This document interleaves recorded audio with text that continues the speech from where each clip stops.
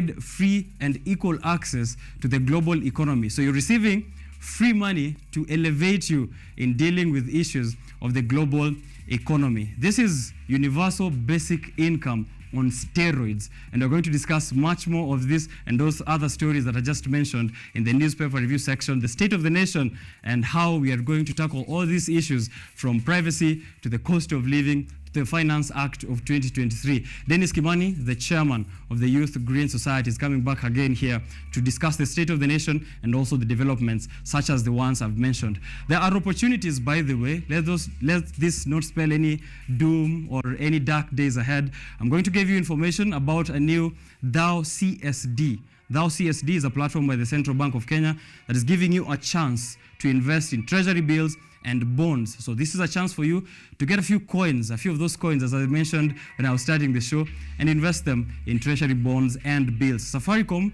is also setting up its own venture capital platform where startups can apply for money to start their businesses. If you have an idea and you're a young person, this is a conversation you definitely do not want to miss. Much more is also happening on this show. I have guests which I've invited. I'll give you information about that a bit later on. We're discussing also how to set up business online and the other issues which are affecting the way young people are making money within this economy. So welcome to a very exciting show here on Biashara Tuesday, hashtag Biashara Tuesday on all social platforms. Tag me as well, my personal handle at Richard_OKENYE. I'll be checking that feedback on the live stream on YouTube, KUTV Kenya. We'll be taking a look at what you guys have to say. Any questions that we have, we'll be handling them all the way to 10 in the morning. I have a great team that is preparing a very exciting show for you. So please keep sending that feedback as I look at the traffic updates, courtesy of Mathri Route, to give you information on what is there on the roads as you go out to work and business. And then we're coming back to more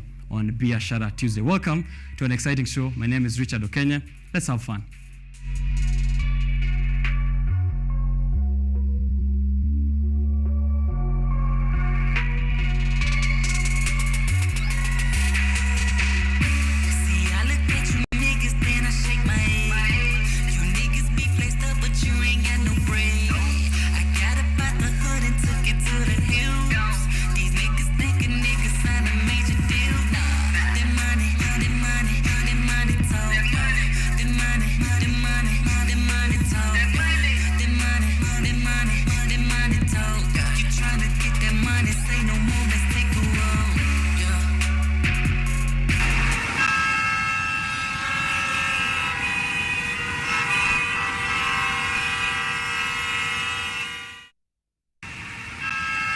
Yesterday was the 31st Monday. If you watched Art and Culture Monday, Karen Blessing did inform you. It was the 31st Monday of the year. She said there are 21 more to go. So I'm assuming this is also my 31st Tuesday on Biashara Tuesday. It happens to be the first day of a new month. So we are kicking off things for the next 21 shows. Continue talking to us even as we look at what is happening in the current transport and traffic conditions for the city of Nairobi, but kama uko huko nje pia tukipenda kujua kunakaa aje. First things first, as I said, a lot happened last week. There was activity from hacking to Finance Act to much more that we'll be discussing here. But also, the Moja Expressway company was celebrating 1 year.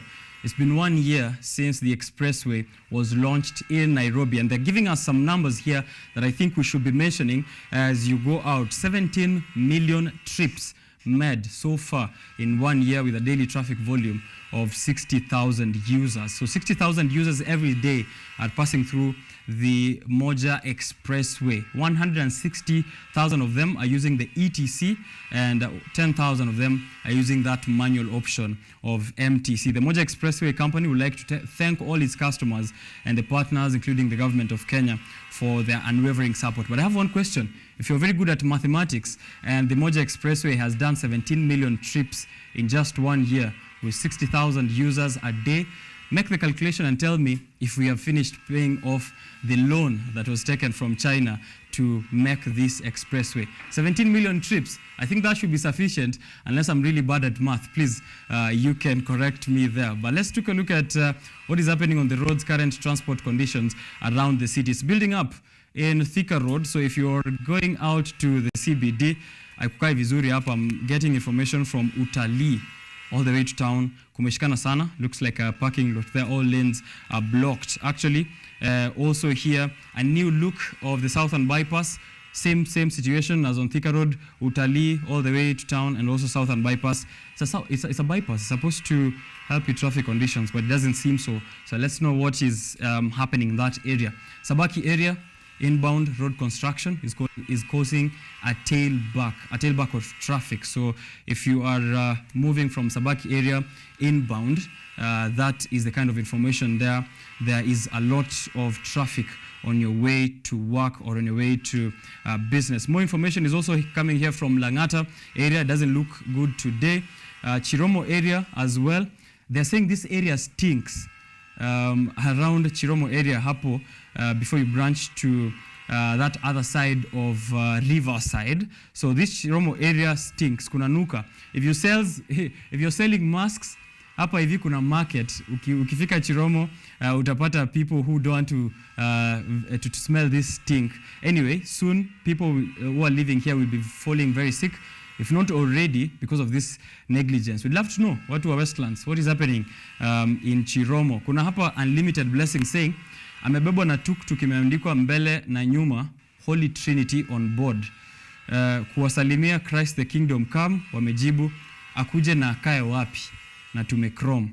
Okay, so that's a bit of humor there from Jogoo Road as people are making their way to work through tuk-tuks. There's this LED that is on Green Park Terminal on the edge of Haile Selassie, and the lightning on it is blinding, like it's being shone on floodlights while driving. So drivers are complaining here and asking for authorities to check on that, and drivers be aware as well of that LED at the Green Park Terminal on the edge of Haile Selassie lightning. You can also give me more information if you're elsewhere, but that's as much as we have from Langata, Thika Road, as well as Sabaki inbound, and those also that little bit of humor from Jogoo Road, wamechrome sana kwa tuk-tuk, and also the LED at Green Park Terminal. Information on the Moja Expressway calculations. I'd love to see which mathematicians are tuned into the show. Tell me, kama tumemaliza kulipa hiyo loan. We'd love to discuss that here on Money Matters of Biashara Tuesday. Going for a short break. I'm coming back with more conversations. I'll give you information on that, but the kick-starting conversation that's happening here on the launch of Biashara Tuesday is how do you make money online through business. We have a young person here who's been successfully doing that through social platforms and also other avenues. So tune in and be attentive. You might pick a few lessons.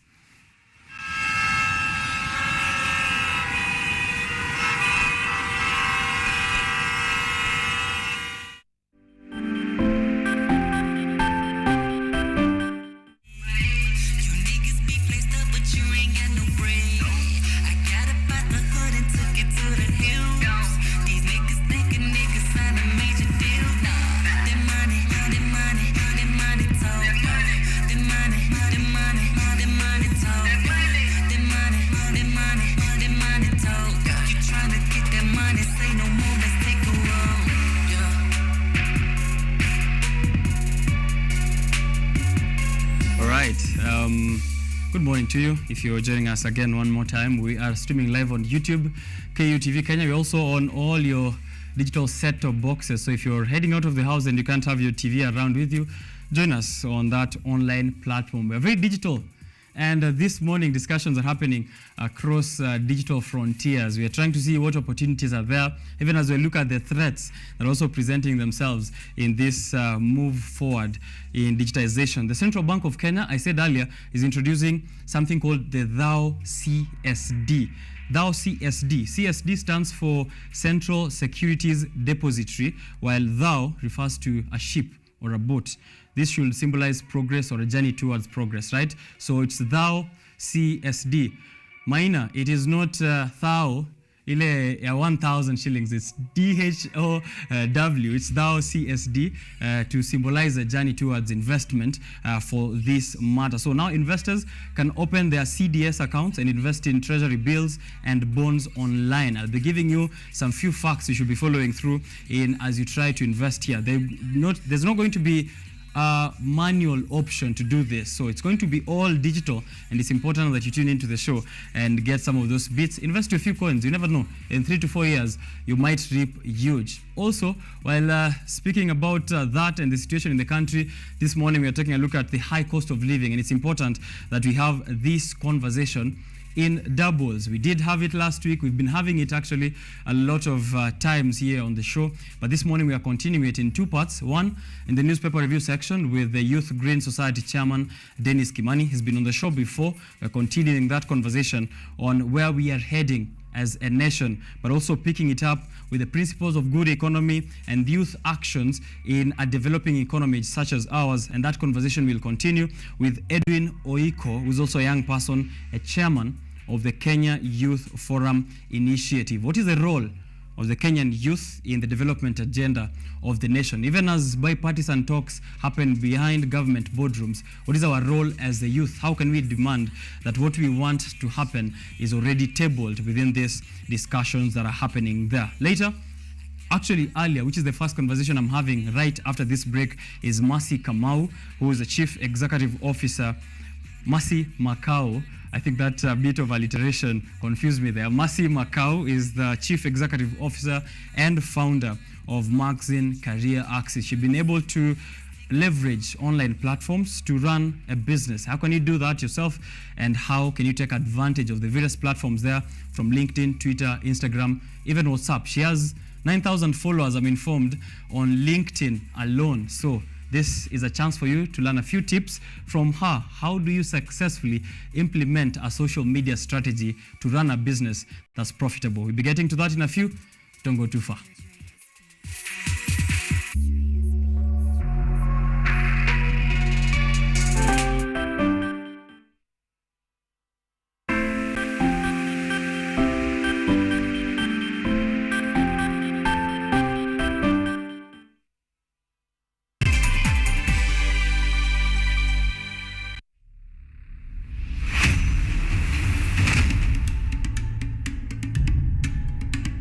Kipindi hewani ni mitindo ya kipwani. Kama ilivyo kipindi hiki kinahusu nyimbo za taarab, chakacha, midwara, midundiko, bila kusahau mapishi. Ambao ndio uti wa mgongo wa pwani ya Afrika Mashariki. Jamani, swahibu zangu mliopo maskani, hatuonani wenzangu, najua mwanitamani. Hapa KUTV, nahodha mwendesha chombo cha baharini, yani ua linalunukia na kuvutia waridi tamu.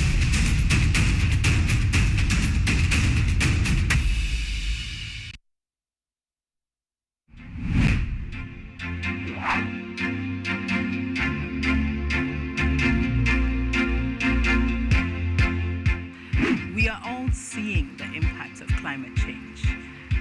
In Kenya, for example, the frequency of the floods is becoming more and worse.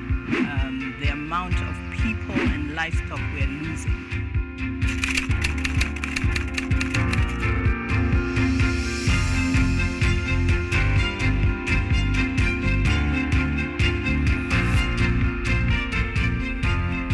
The level we need to go is a level where the normal mwananchi and also the government stakeholders can uptake these solutions.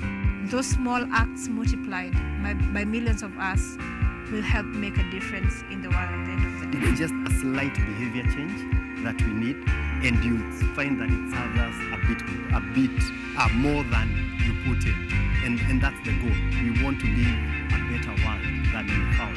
Because at the rate we are going, it's dire. We will secure the planet for future generations.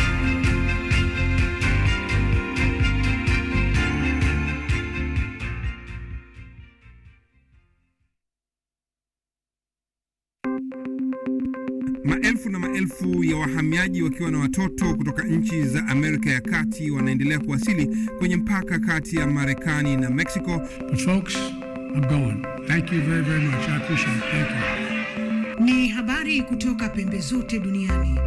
Pepo pasi vuguvugu, pepo papa ni idea. Sazidi ananyonya, hanyonyi vizuri, anakuwa hayuko comfortable. Jeshi la Jamhuri ya Kidemokrasia ya Kongo linapambana na uasi wa ADF. Kwa sasa wanatoa wito kwa mashirika, makampuni na vile vituo vya uchukuzi. Mambo mengi yatakwenda kama yalivyopangwa. Hapa ni kuna mmoja wa viongozi wa chama cha wavuvi katika eneo hili. Zaidi tunajaribu kuwapa chanjo ili ina boost ama inanyanyua kinga ya mwili, ndio inaenda kupelekea kupambana na virusi. Ni duniani leo, Jumatatu mpaka Ijumaa, moja kwa moja kutoka VOA Swahili, Washington DC.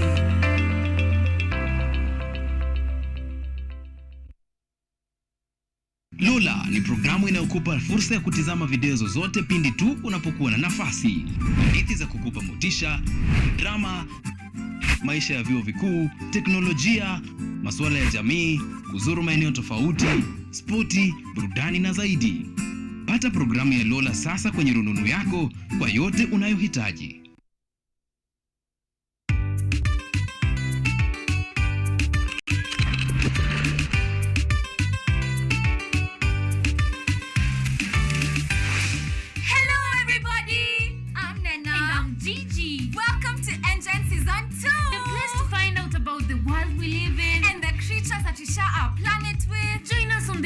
Exciting adventures across the African continent. See breathtaking wildlife, stunning landscapes, and out of this world technologies. Meet incredible scientists and learn fantastic facts. Explore, discover, be amazed. Be part of the next generation of African change makers. Be a part of ENGEN, Africa's #1 science discovery program. Yay! We're learning every day.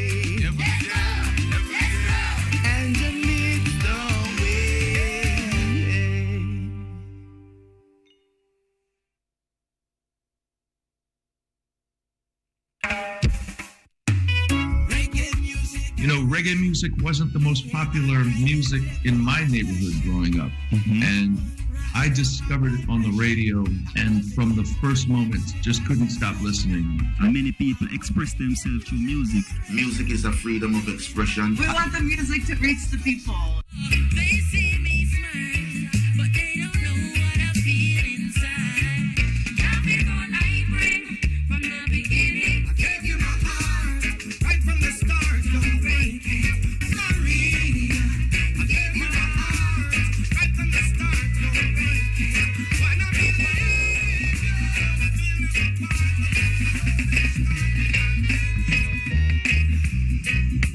I'm an African.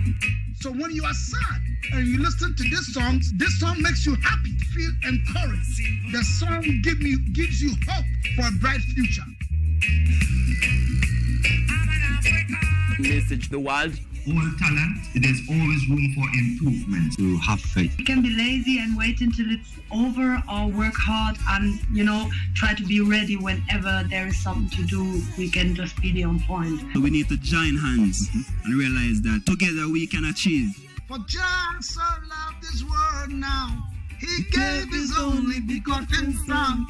Whosoever will believe in him should not perish but live. God did not send his Son to come free, condemn this world, but through him this world might be saved. Oh my children, give me now. Technology, science, innovation, ICT and research.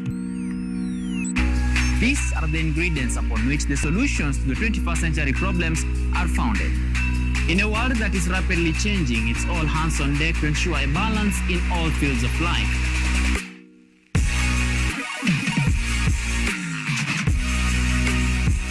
Women, young and old, are also in the front line, breaking the glass ceiling, becoming thought leaders in the larger tech space. Not forgetting other societies marginalized. And when the tech Avengers come together, we inch closer to a much safer, magic reasons we trace back to the iconic days to bring you the retro tech. On Technovation Show, we encapsulate all the pillars of the fourth industrial revolution, decoded in a language, all for one for all. Every Monday at 8:30 as we push the mantra, keep learning something new each and every day. Only on KUTV, a new experience.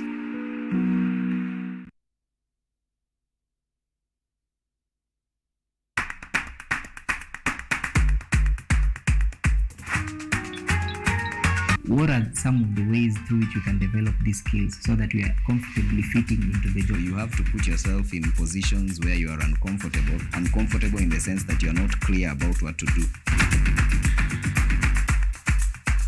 Because I used to work a corporate job before.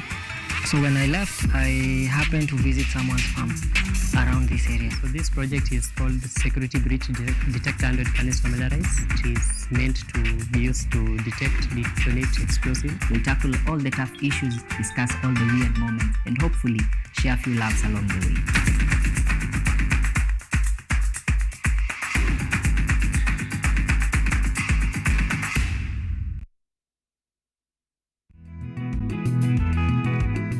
Kutoka kuwa jamii ya kuhamahama na sasa kujumuisha kilimo katika mitindo yao ya maisha. Kwenye toleo la kaunti ya Narok, hii ni Boresha Kilimo, kwani afya bora ni kilimo bora. Kwani kilimo ndicho huboresha maisha.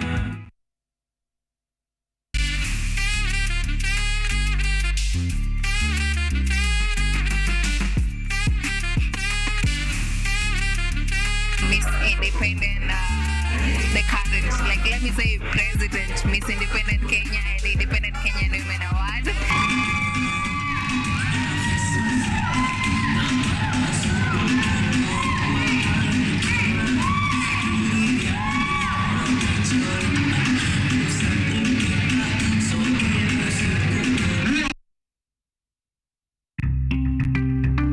Now, mouth cleaning is a part of oral hygiene, which entails various processes such as also teeth cleaning by a dental hygienist. Removing dental plaque that has accumulated on your teeth. This dental is that accumulation of a thin layer that over time calcifies, brings about what we call tartar in layman's language. Professionally, we call it calculus and all that. It calcifies, causes gum issues, it causes gingivitis, which is bleeding gums, mobility of tooth. We are coming to you from Bright Smile Center, where they keep your smiles bright all day, every day.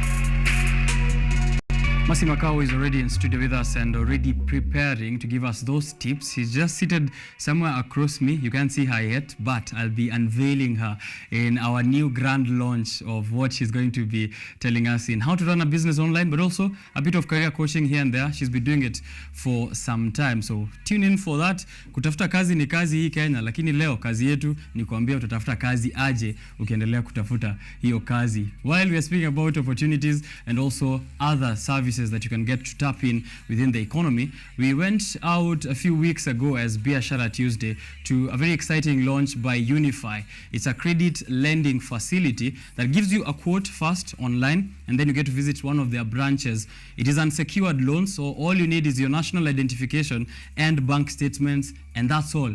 You don't need no guarantor, you don't need nothing else. There's no other evaluation they do, just that, your payslip, bank statement, and national ID.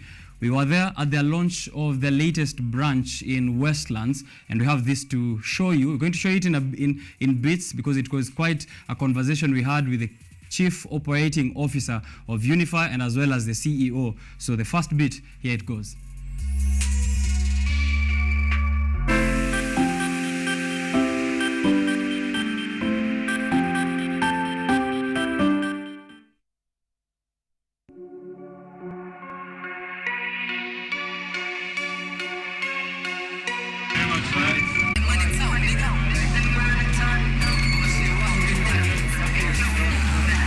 just like money, because that's what we're here to talk about. And I'm in Westlands, where Unify is launching their latest branch. They've been in operation in Kenya for quite some time, actually all over Africa, from Zambia all the way to Kenya. They have a branch in Thika, in the CBD, and now in Westland, the latest one, which you can walk in and get a personal loan unsecured with your payslip and bank statement. Let's get to speak to the CEO, Mr. Crawford himself, to tell us what we can expect, what kind of loans they're offering, and also how you can get yourself one right at the comfort of your home. My name is Graham Crawford. Although I'm based in South Africa, I'm responsible for our Kenya operations as Chief Operating Officer of the Unify Group. So Unify is an interesting prospect in Kenya. We're a startup here, but we've been going for many, many years, about 20 years across the continent, starting in Zambia, way back in the early 2000s. We are a microfinance company, a consumer loans business. We are offering one simple product. We aim to make our clients' lives easier for offering unsecured loans in the markets that we operate. We operate in 5 markets across the continent. Kenya is our newest market. We're very proud to be here. Been here for just under a year. Westlands, where we are today, is our 3rd branch. We're opening another 3 branches in the next 3 months and expanding rapidly. Very excited to be here. Our target market is the same in every country we operate in. We do not target the informal sector. So at the moment, our products really target payslips, so employed people. It includes contract employees, but people who are in the formal market, be they with the private sector or government. That's our market. We typically find the majority of our clients are between the age of late 20s, 30s, all the way up until retirement age. So we think that our approach, which we call touch and tech, helps us. So the touch element is that all new clients have to activate accounts in the branch. So to start off your journey with Unify, one has to come to a branch, bring a payslip, a bank statement, and an ID card. We get to know the client, we do biometrics, we do deal with the credit bureaus, so we're integrated with the credit bureaus, and we have quite sophisticated scorecards that we use both initially when we onboard a client, and then throughout the journey with the client we have behavior scorecards as well. It is a strong in new markets. Of course, you're the first, the new kid in the block. And so many clients will come in and go, wow, here's a lender who's not taking any collateral, not taking any security. So you do have to go through a process of refining your credit scoring, which we're very agile and do quickly, to make sure you filter towards good clients, good behavior clients who are happy to pay.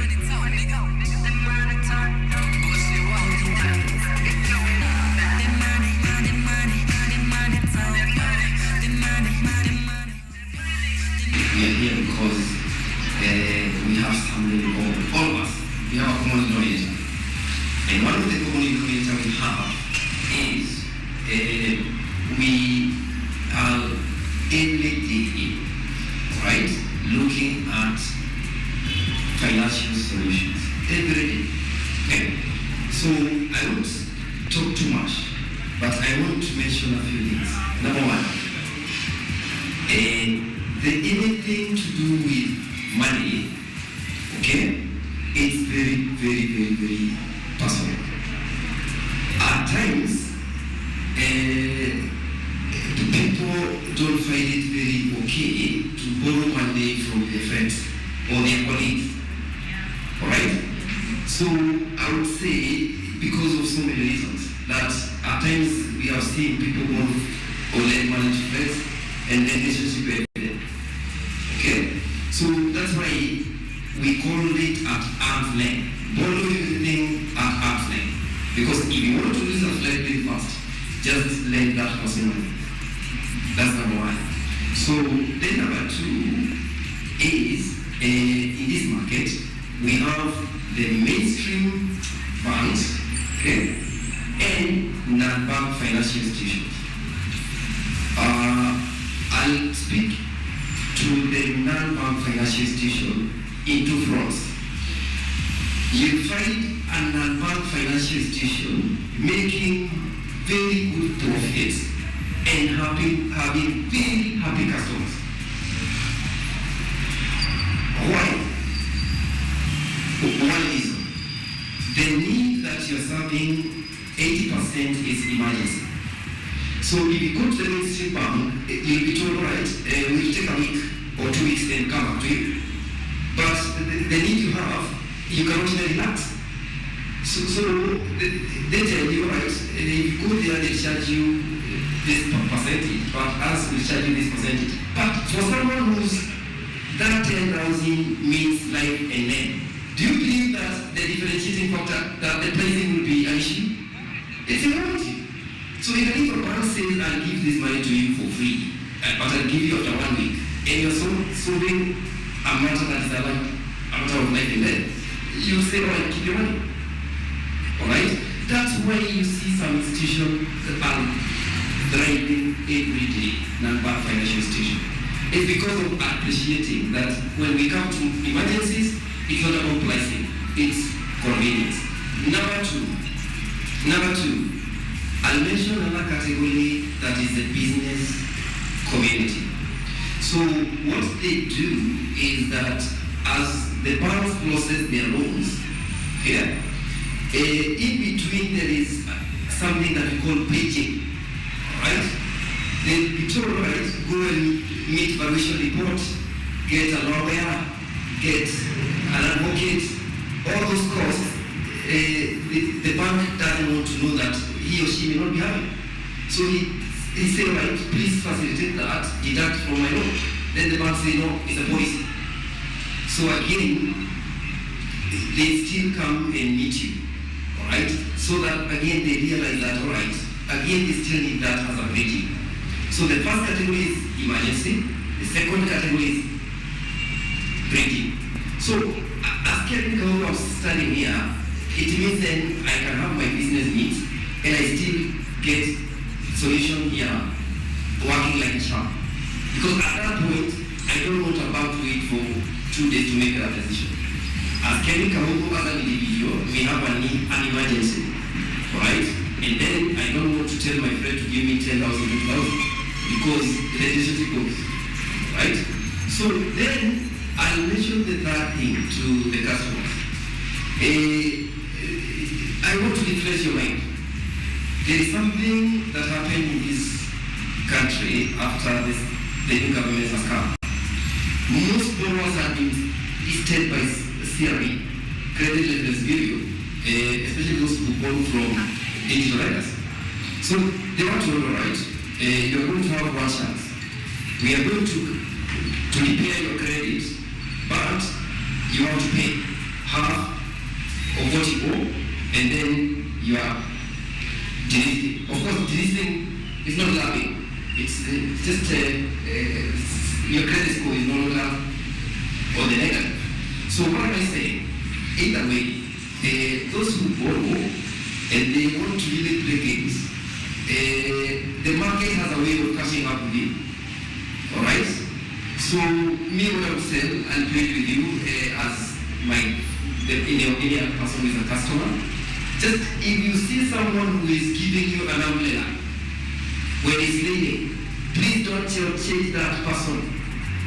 Alright? If this institution supported you when you felt like no one else is there to support you, please, alright, it should not even your own, from the deepest of your heart, ask yourself, even the good book says, alright, and I can see we are Christians, how many here?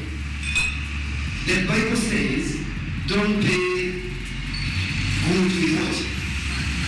Evil. That's the Bible saying. So if you take a loan here and you don't pay it, do you expect to be blessed? Not even if you cannot be trusted with 20,000, I'll tell you, you see one institution, but still go lose. Alright, that's alright. Even if you go to the next person, you see that person.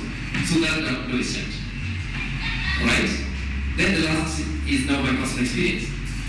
Like I say, the first time I walked here, of course the first thing I could see, wait, I like to see something that's turned out. Alright, then I say, let me walk in. Then the ladies told me, alright, this is what happens. And I said, alright, I can also be tempted to go. And then to say what you're saying is actually correct. And let me surprise you, by the time we are having a shot, everything has been done. Onboarding, the entire KYC, the background check, and we're still having a shot.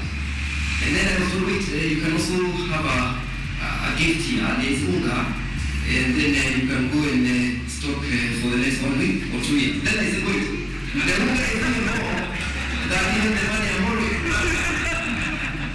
Okay? So that's what does that speak about the institution?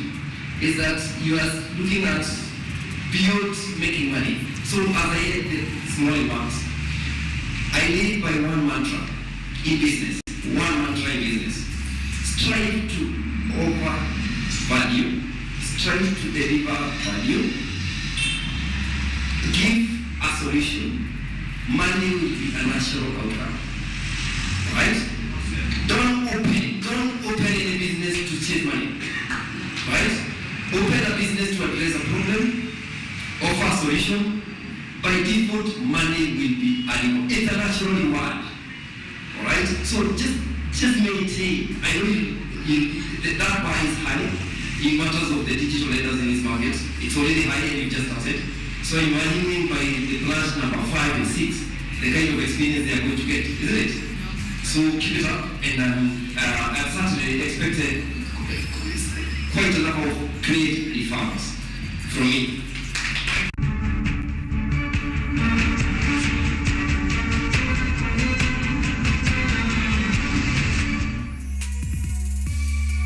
And that's what we have for today on that Unify launch. We'll have more later on from the COO, the Chief Operations Officer, to hear, what kind of operations have been there from Zambia to Kenya and how you can get yourself those personal unsecured loans. Visit them. They have branches, Nairobi, CBD, in Thika, in Westlands, and they're launching some more every 3 months. So we will be there no matter what. Save us a seat. Here, I'm looking at Mercy Makau. I keep saying Mercy Kamau and Mercy, I don't know what the other one I said earlier, but apologies. Human Resources Generalist. That's what her bio reads here on Twitter. Change management, onboarding, talent acquisition, employee development, ATS compliant, CV expert, and LinkedIn optimization. On LinkedIn, go check her out, 9,000 followers and some more coming in a space of very few months. So they're going to hear what's the difference between her and myself, who's been on LinkedIn since 2016. And I'm not going to tell you how many followers I have, so you go check it out and see how abysmally I've been performing all throughout those years. But let me pick a few tips and also share them with you here. Welcome, Mercy Makau, to the show. Thank you so much. How are you feeling today? I am excited Yeah, to be here. right. Okay, I had a few of your friends, I don't know if you call them friends or colleagues or network mates or something like that. That was, I think, Raul Nyabola and Anton a few weeks back. It seems JQuat is providing us the best of the future of people who are venturing into their own businesses. Is this something to do with what you studied, or how did you get into this journey from school up to now? Yeah, thank you so much. So first of all, I did Bachelor of Human Resource Management from JQuat. I graduated last month. That was 23rd of June. And what I'm doing is in line with my career. As you've read, I do CVs, I do LinkedIn optimization, I do cover letters, I do recruitment, and many other HR services. Yeah. All right. And is this something that you planned to do earlier, or did you get some vision at some point before you ventured into it? Back in campus, during COVID-19, online reading was introduced. And there, my passion about online things actually developed. I actually referred a teacher to have online classes. So from then, I wanted to work online.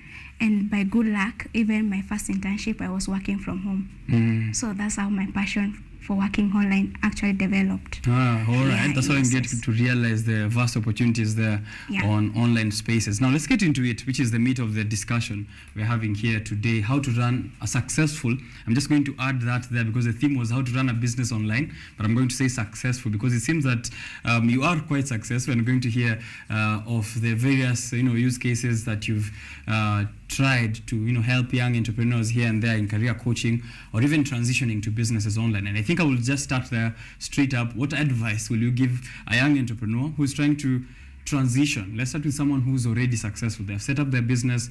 Have people who are watching the show, like one man called Fishware, tuning in from the City of Angels in Kahawa and Dani, is set up a business offline which is successful.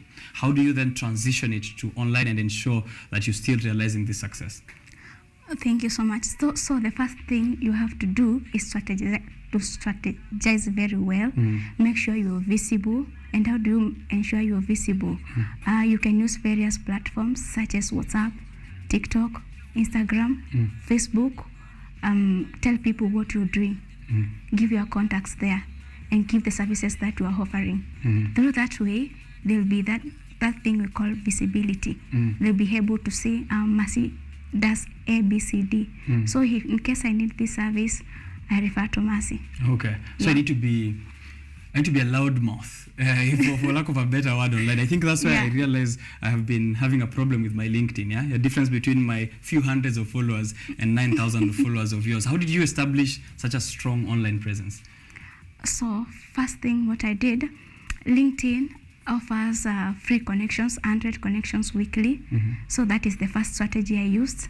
I usually connect with them weekly until I've reached I depleted them. Then the other thing, I do content related to my career. And since I've told you, most of time, I do help job seekers. So I do articles related to job seeking and also articles related to HR things.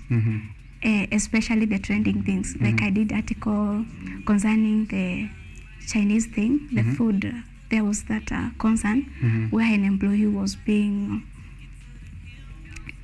mismanaged by the management. Okay. Yes. All right. That is what I do. So you make sure that you are also doing relevant stories because people would like to pick your brains as well. Yeah. And you're offering consultations on the side, of course, as a career yourself. Let us know a little bit about that. I'm seeing here you're adorning a very colorful T-shirt, Maxine Career Axis, Profile, Propel, and Prosper.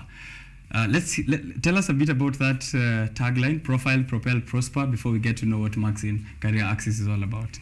Okay.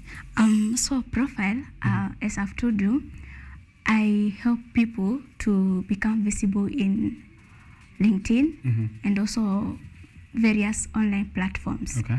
That one ensures you're more visible. That's the part of profile thing. You're more visible. How do you become visible? I craft for you a good CV. I optimize for you LinkedIn so that everybody can get to you. Then the other thing is to propel. Referring back to your notes there. Yes. I have to show my viewers. Okay, sure, definitely. This is the chance to do it. Yeah, through that way, after your profile is well seen, everybody can see it. Now you'll be able to propel, and then later on, HR will do something called headhunting. So HR can come looking for you, give you a good job, and through that way you prosper. Okay. Yeah. So that's what Maxine Career Axis. Actually, you've explained the tagline, which is, I'm guessing, explaining what Maxine Career Axis. Actually, Maxine is a word which is derived from Latin word Maximus, which means the greatest of all, meaning I provide excellence HR services. Imagine, I thought it's derived from Macau. I was trying to see what then comes after Macau, Max in, it's Maximus. Yeah, you're saying that as well. All right, so are you doing this alone, or do you have a team of people who take care of all these clients who might want your services?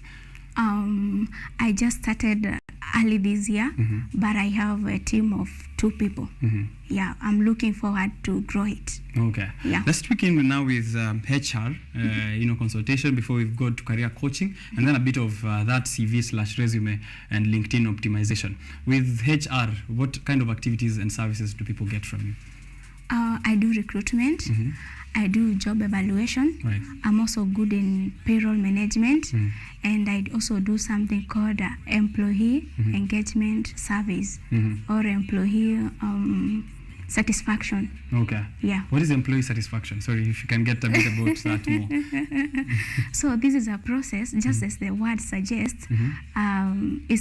ensuring that employees of a certain organization are satisfied. You see, the main reason of every organization is to retain its employees. And how do you retain employees? For you to retain them, they must be satisfied. And there are various ways of making them to be satisfied. For instance, you can listen to their views. You can motivate them in different ways, like increasing salaries. Yes. Increasing salaries. Yeah, you know. I'm not pointing fingers to anyone. Yeah. Increasing salaries, having a good working environment, and also working as a team. Yes, and many other things. Right. So that is on the HR front. You're able to speak to the HR, which is management, but you can also help in career coaching for the employees themselves. Yeah. Let us know how you go around that as well. So it's good to give a background. So when I started my internship, we were doing recruitment, and I saw there was a big challenge among job seekers. Actually, most of them didn't know how to write a CV, and I saw it's a good opportunity. As I help them, I also monetize it. Yeah, and also many people. Earlier you said you also want to change career. So also other people want to change careers and they don't know how to go about it. To pivot and switch careers. Yeah. So I give insights about those things. That kind of smooth transition. We'll get to know if there's a price tag to your services. But let's get to that, running businesses online. This is a digital age. We have very many tools that are available for us to use for a successful business. But there are also some concerns. Are there challenges that someone should be aware of before they hop onto these platforms that they can successfully manage? Because I'm aware also there are tools that you can use to manage these challenges. Yeah, it's true. Like any other business, also running business online has its own challenges. For instance, there are scammers. We know in every field there must be scammers, and some of the people have conned clients. So if you come offering the same services, and maybe a client has gone through the same process, maybe they have been conned, it might be difficult for them to convert them to a successful customer. Yeah, and also to trust you. So what do you do? Also on our side, we have met customers who are scammers. Customers scamming businesses. Yeah, okay, you provide a service, then they don't pay you. Okay. So you see here, you have actually, for me, I came up with a policy of upfront payment. You pay first, then I provide for you the services. But for you to do that, you have to be very trustworthy, have high level of dignity and integrity. Someone can trust you. When they pay you, provide the services very well. Yeah. Okay, there's one more challenge here that is being pointed out by one of our viewers, Popat, watching all the way from Ruiru. He's saying another challenge that he's aware of is the cost. So when you're running adverts, when people come online, they know a business, once it's set up, you need to shoot a few ads here and there, maybe Instagram or Facebook or LinkedIn. Is it expensive or is there a cost-effective way to approach marketing your business online? Yeah, actually it's expensive because you have to use graphic design, maybe coming up with Canva to show the services you're offering. You need to pay for that.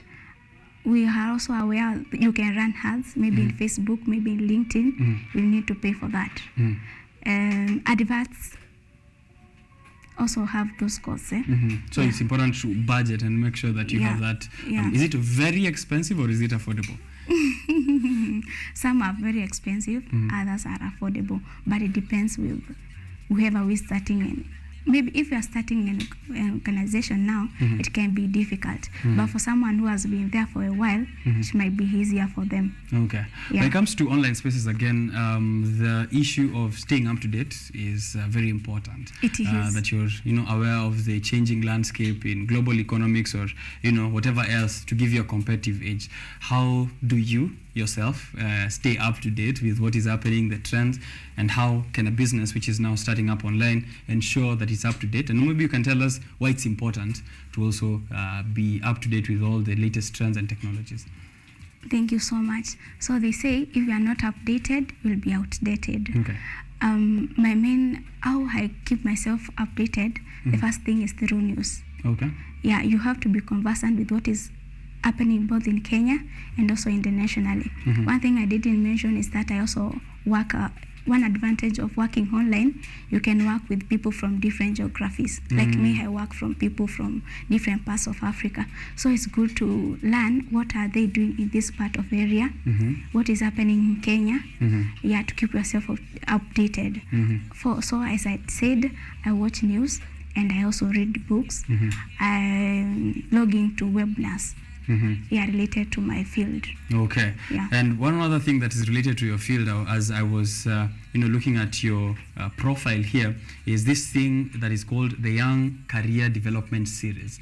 It has here Mwende Paula, who's the founder of YCDS, Raul Nyabola, who we've had on the show before, a digital marketing consultant, and yourself as a HR professional. Tell us a little bit about this, if it's information you'd like to avail to our viewers.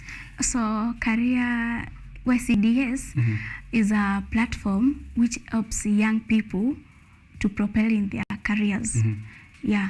Okay. So what is happening here? I think it already happened on the July 25th. So what we usually have, as I've told you, because we are trying to help these young people, we come up with webinars discussing various issues facing them. Okay. Like for this month, we were discussing about LinkedIn optimization. The other time we were discussing about labor laws. We wanted to enlighten young people about their rights in workplace. The other day we had cover letters, then CVs. And we are planning to have more of this as we enlighten young people. All right. Yeah. So they can be checking it out. Is this something that's they something can be that's checking continuous, it right? out. They can follow us on our social media platforms. All right, please do check it out. Young Career Development Series, which is going to be pro bono. If you're attending a webinar that all these professionals are at, it means you're getting information for free right there. Speaking about free, I'd like us to have 1 or 2 free tips for CV and resumes for job application. Wanasema Kenya, kazi ni kutafuta kazi. So kuna maswali mbili hapa. Tutatafuta kazi wapi? Yeah? When you're telling someone to go online and find opportunities, nafaa kuzitafuta wapi? Nikiingia Twitter napata memes. Nikiingia Instagram, people living a good life. Facebook, my old relatives are all there. Maybe LinkedIn, nasikia pressure kidogo. Where should I be looking for these opportunities? And also maybe 1 or 2 tips for, CVs and resume. Yeah, so there are various platforms where you can get job. There are websites such as Brighton. I also tell people you can approach HR or executives from various industries, but as you approach them, make sure you're very professional. Personally, I've encountered people who come in my inbox and they are like, nipe a job. Ni aje uko na job? Hata hakuna salamu. Nipe a job. So you have to show your expertise. Come in my inbox, tell me, hi Mercy, I'm so and so, a professional in this field. I have experience in this field. Maybe I've been working in banks, in hotels. I have these years of experience. My skills are 1, 2, 3, 4, and I'm looking for an opportunity. Attaches my CV. So I say, actually, Richard is very serious about this. And even if I don't have a job, maybe I can refer you in future. Yes. All right. For both the career coaching and also running a business online, networking, I noticed there is very important. Even that approaching executives and HR professionals is some form of networking. How important is it for an online business to do networking? And where do they do that? Are there platforms, offline or even online, that they can pursue? Yeah, networking is a very important aspect, not only in job, but every field of life. I believe so. So how do you network? You attend events, both offline and online, because those people may refer you maybe in future. They say nowadays, it's not about what you know, it's about who you know. Okay. Yeah. All right. So make sure I know a lot of people. Yeah. Yes. So about CV, you have to ensure that your CV is well written. Let me just give few tips. Okay. Sure. In each section. So in your personal details, just give your name, contact, that is your phone number, and your email address. Then professional summary, give us a brief history of what you can do, your skills, and what you can deliver in an organization. Then on skills, focus more on technical skills. Okay. On education part, do not touch that. Don't tell us you are in high school. You are very educated to tell us you are in high school or primary school. State your higher institutions of learning, maybe college, universities, and such things. Then in your work experience, not your position, the place you worked in, and I usually encourage job seekers to focus more on achievements. For roles and responsibilities, everybody in that field can do that. But what sets you apart is the achievements. Make sure those achievements are actually quantified. Give us the exact number of what you can achieve. Not telling us a very general statement. That one will actually help me knowing, okay, if I employ Richard, he will deliver this thing. Instead of saying I hosted Biashara Tuesday, I should say through Biashara Tuesday we achieved this and that. Through this number of Biashara Tuesday, we reached to this number of people. Okay, I just edited that out right now, right away on my resume. And you pay me for that? I will. Tutaonana huko nyuma tent kiasi. All right, thank you, Mercy, for all those tips that you've given us, running a business online, HR, and as well as career coaching. So for people who would like to get more of this, because we don't want to give away all your portfolio and all your advice for free on this show. This is just an introduction for people who would like to get your services. So where can they do that? And I don't know if you want to talk about the price tag, or if you can tell us maybe roughly about the cost. So I do charge depending on my years of experience. For instance, person at entry level and another one at managerial level, the price tags can be the same. But for more information, you can get me in all online platforms. At Mercy Makau in LinkedIn, I'm Mercy Makau. Facebook, Mercy Makau. Instagram, Mercy Makau. Twitter, Mercy Makau. Okay. Asante sana, Mercy Makau. One last one. You're a very young person, just like myself, and it is easy to be belittled, right? Especially for yourself who's trying to get clients, maybe HRs who are 50, 60, 70-year-olds. How do you successfully approach them in a way that they focus on your expertise and forget about your age? Because I've been in that kind of scenario where my age was such a factor that it limited me in the ceiling of opportunities that I could reach. So how do you do it? Ageism is very real. Even in recruitment, actually people are discriminated based on their age. And I was also there. So when I started, actually, I was afraid to disclose even your age. My age. So some clients would ask me, when did you graduated? Because from the photo they could see I'm a very young person. So most of the time I could not answer that question. But now later on, I realized that was something called imposter syndrome. I started appreciating myself. Of course, I'm young. We should make impact when we're young. So what matters is not your age, but what can you offer? Your expertise here is what matters. Right. So for me to do that, I ensure that I'm very well informed. So that when I give someone tips, they hear, I should respect this girl for what she has on her mind. Okay. So that is how I do it. All right, nice. Please, I hope you've gotten those tips for the young people who want to start businesses, approach people for capital. It's not just for job seeking, but also, if you're starting a business and you want to raise funds, una approach investor na kwambia, utakula pesa yangu, unaenda upige nayo sherehe huko, because you're a young person. However, your expertise should be at the, remark from you for people who are just trying out starting business or switching careers. Just one last statement as I read this feedback and then get back to you there. Jessica Motho is watching from Ngumo, excited to watch today's show. Thank you for tuning in. Currently, Karen, good morning, OKENYE, watching from Roasters. Happy new month. Happy new month to you, Karen. Raul Nyabola, we just spoke about him on this interview and he's showing up on the live stream as well. He's tuned in from Nigeria. I don't know if he left the country with the ex-president Obasanjo. Tusaidie kwa hizo bipartisan talks, mzee. Thank you, Raul, for tuning in from Nigeria. Anton Oro as well, watching from the States. I don't know which states these are, but you tell us. You're saying, Richard, you're looking fly. Asante sana. I try my best every single Tuesday. Your last remark, Mercy, on that camera. For everyone who is planning to start online business, I usually tell people, start now. Don't wait for tomorrow. Procrastination is the biggest enemy.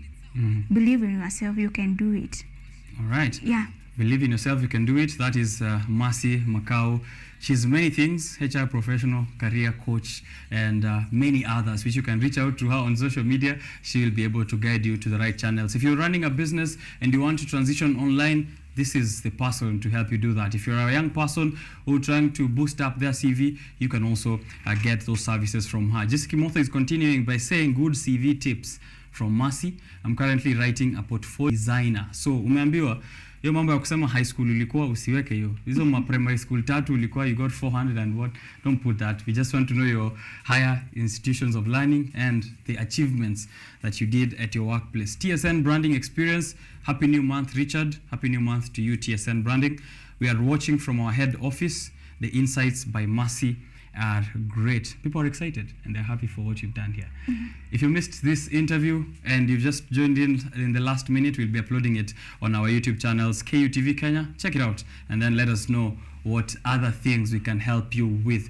Coming up next is still a conversation with the youth, and it is the chairman of the Kenya Youth Forum Initiative. We're taking a look at the role of the Kenyan youth in development agenda. One of those is setting up businesses online, but more tips from him when he comes back. And then right after, we'll be doing the newspaper review and then a bit more of that Unify interview that we played earlier is playing right now as I go for that break, and then come back with more conversations. Hashtag Biashara Tuesday. I'll be right back.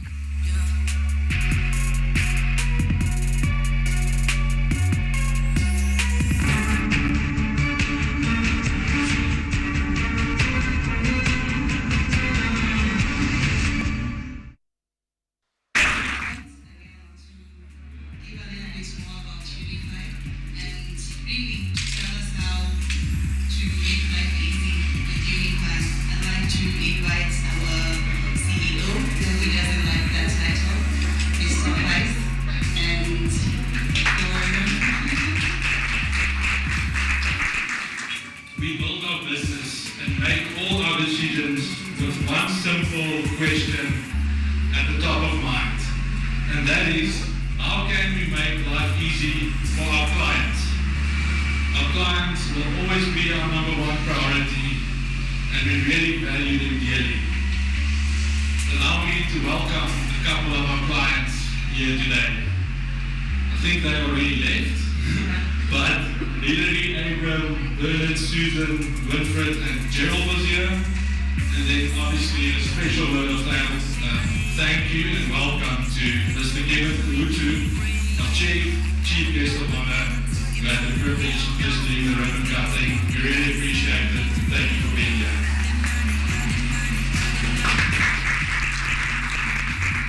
Then for our stakeholders, and more specifically HR and management, for both the private as well as the government sector, who help us to mitigate our risk in order to make life easy for their employees.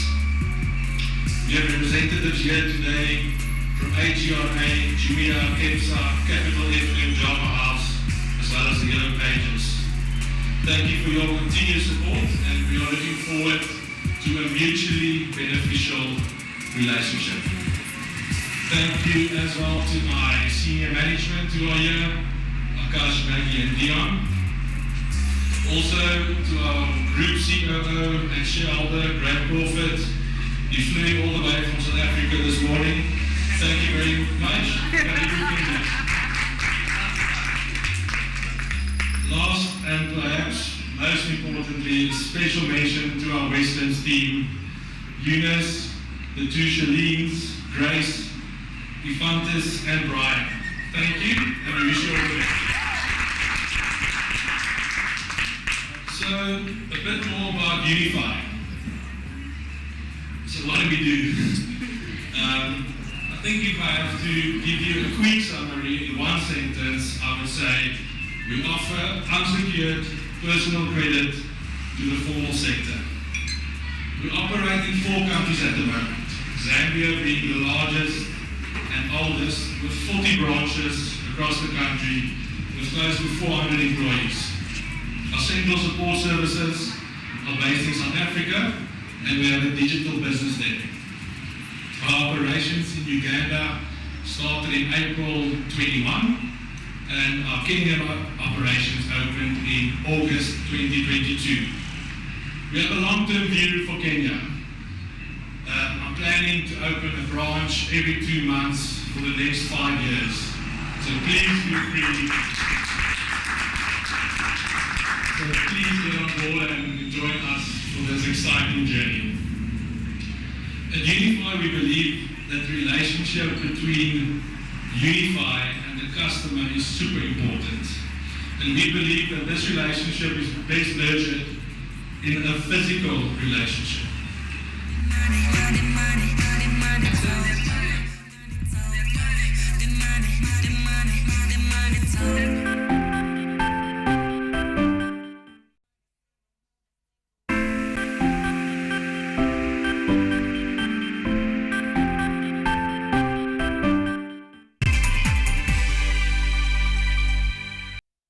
Are you an aspiring media practitioner, a graduate, or you just want to advance your skills in television production? Then welcome to Kenyatta University, where education meets innovation. KUTV, the premier university television station in Kenya, is now offering short courses in TV studio, field technical operations, and video editing. Through these courses, you will acquire hands-on skills on camera operations, media production, lighting techniques, audiovisual editing, and sound and visual control, and how to operate key equipment in modern TV control room. Enroll today at KUTV and discover your full potential in cutting-edge TV broadcasting. Graduates of these courses will receive professional certificates. For more information, visit our offices at KUTV Studios or call us on 020-870-4252 or 020-870-4255 or SMS us on 0739-110-544. KUTV, a new experience.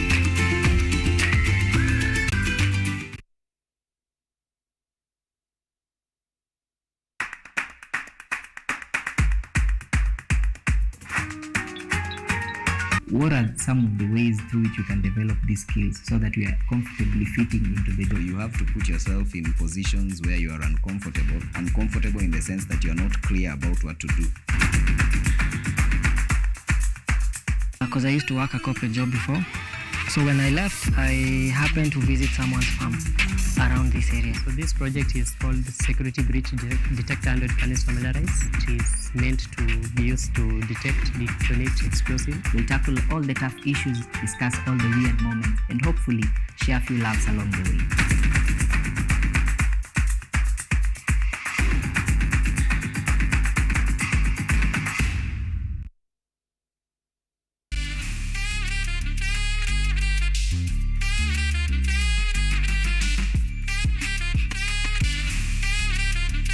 Miss Independent, the current, like let me say President, Miss Independent Kenya and Independent Kenyan Women Award.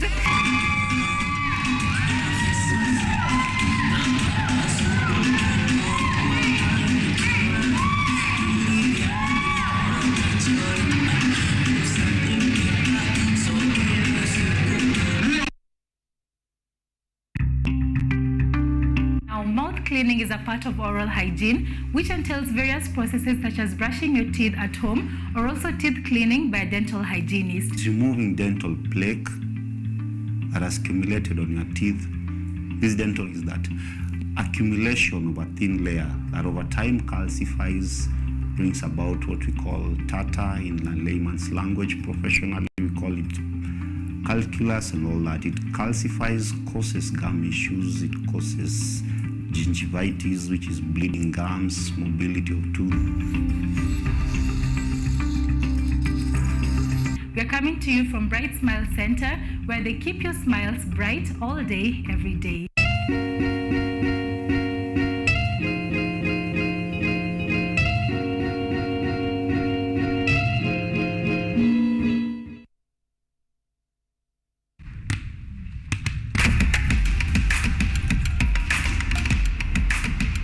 Access to knowledge, solution to unanswered questions.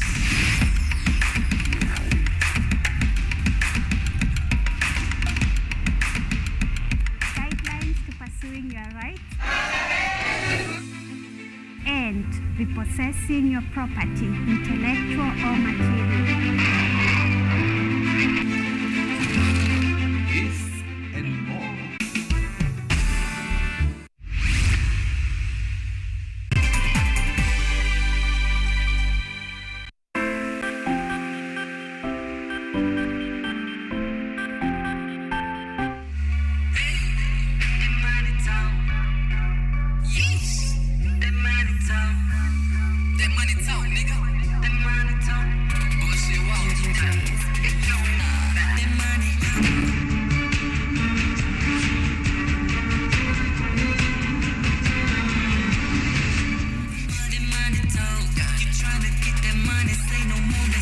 Right, welcome back to Biashara Tuesday. Thank you for staying here with us on Twitter. We are at KUTV Kenya, at Richard_OKENYE. Opportunities for the youth. I'm having a conversation with the chairman of the Kenya Youth Forum Initiative. But earlier, I was also telling you about the Central Bank of Kenya's latest opportunity and platform for you to invest on treasury bills and bonds. It's called Thou CSD. Thou, see thou, DHOW and CSD. So thou, DHOW, like a ship or a boat, to symbolize a journey towards progress. And then the CSD stands for Central Securities Depository. So this way you trade those government securities, and investors will get to create an account from today through the Thou CSD online portal, and you can check it out at centralbank.go.ke. A few things you should know is that if you've successfully opened your CSD account online, you will gain the ability to invest in treasury bonds and bills with access to both the primary and secondary markets through this platform.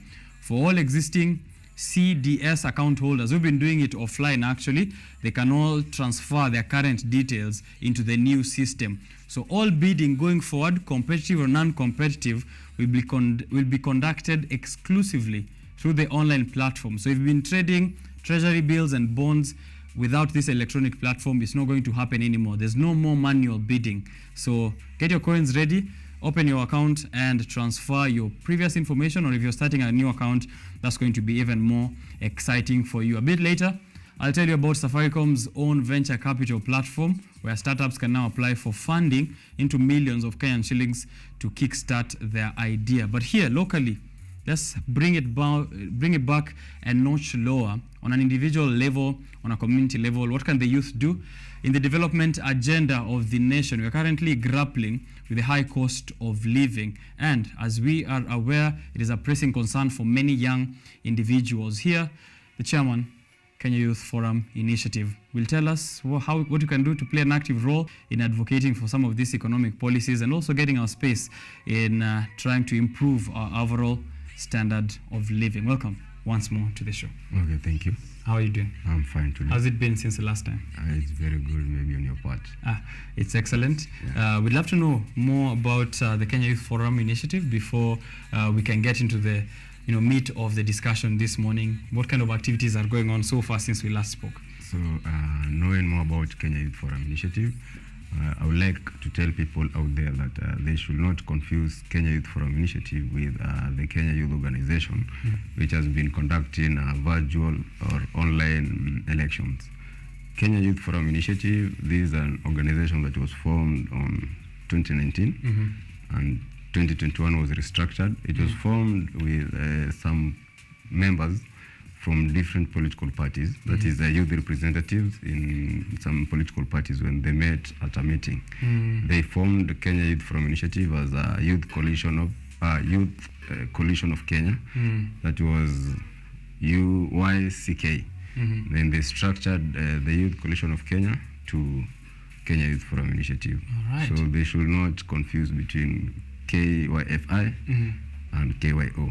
KYO and KYFI. Those are two different organizations. Yeah. Because we spoke earlier, let me just get into it already. You are very keen on collaborations. Even the last discussion we had here on the show, you spoke about enhancing collaboration maybe between youth groups and between who's in society and who's doing what, right? Yeah. Is there a potential collaboration between Kenya Youth Forum Initiative and KYO? Okay, according to what I've been seeing going around with KYO, actually in most of those online elections that groups in the KYO have been seeing what has been going on, and some of the people in KYO have been confusing me with the KYO leaders because I had written in my WhatsApp status KYF. So most of them were thinking that I'm the KYO leader. Okay. So they were inboxing me from Kakamega, Busia, and they were like, hey, these elections are rigid, they're not fair. They even were sending evidence to prove that the elections from the KYO were fake. So I was like, hey, what can I do with You're them? accessing a server that is not yours. That is not mine. So I had to try and help. I helped some, but some directed them and told them the truth. I was not among the leaders of the KYO. They had a little confusion in that. Yeah, okay. But would you, do you think a collaboration between such organizations, doesn't have to be specifically that, other maybe youth-led organizations and yours would be a good way in us getting ourselves, going on. Okay. Yeah. All right, but you're already leader at your own, youth-led group, which is the Kenya Youth Forum Initiative, and that is commendable so far. Let me ask you a question which is in the mind of every single Kenyan and especially a young person. I'm hoping there's going to be a positive answer from you, maybe at the end, even if there's a gloom outlook. Where are we headed as a nation in terms of economic and even social development? Where are we heading as a nation? Yeah. Before we speak of where are we heading of a nation, we should speak of where have we come from. Okay. But we should not rely on the past because we should not prison ourselves with what has passed. But speaking of where are we heading as a nation, we should look at what have we done, what is going on, and what response has been done, so that we can understand with the current where we are, then where are we heading to. We can chart a path forward. First, we should look at maybe the elections, that is from the 1992 era. After every election, we have been having, like, if there is something called national ethos. National ethos, this is where a nation is divided in elections such that people, that is the opposition and maybe the leading coalition, they, how can I put it, like the struggle for the seat in a heavily competition. So in every 5 years, the country's economy comes to a stop. Right. Because in not even 5, it's just 4, because the 5th year is for the election. It's electionary campaigning. The campaigning period. So when the campaigning period arrives, the economy comes to a standstill. Right. Because there's a lot of tension was there during the campaign period. That's true. And during the campaign period, with the tensions and everything, maybe some employment will go down, will lower, and business will stand, and the income, maybe the tax or the income for people's personality will lower too. Okay. And it will bring a lot of cohesion between the markets, maybe the exterior and the interior.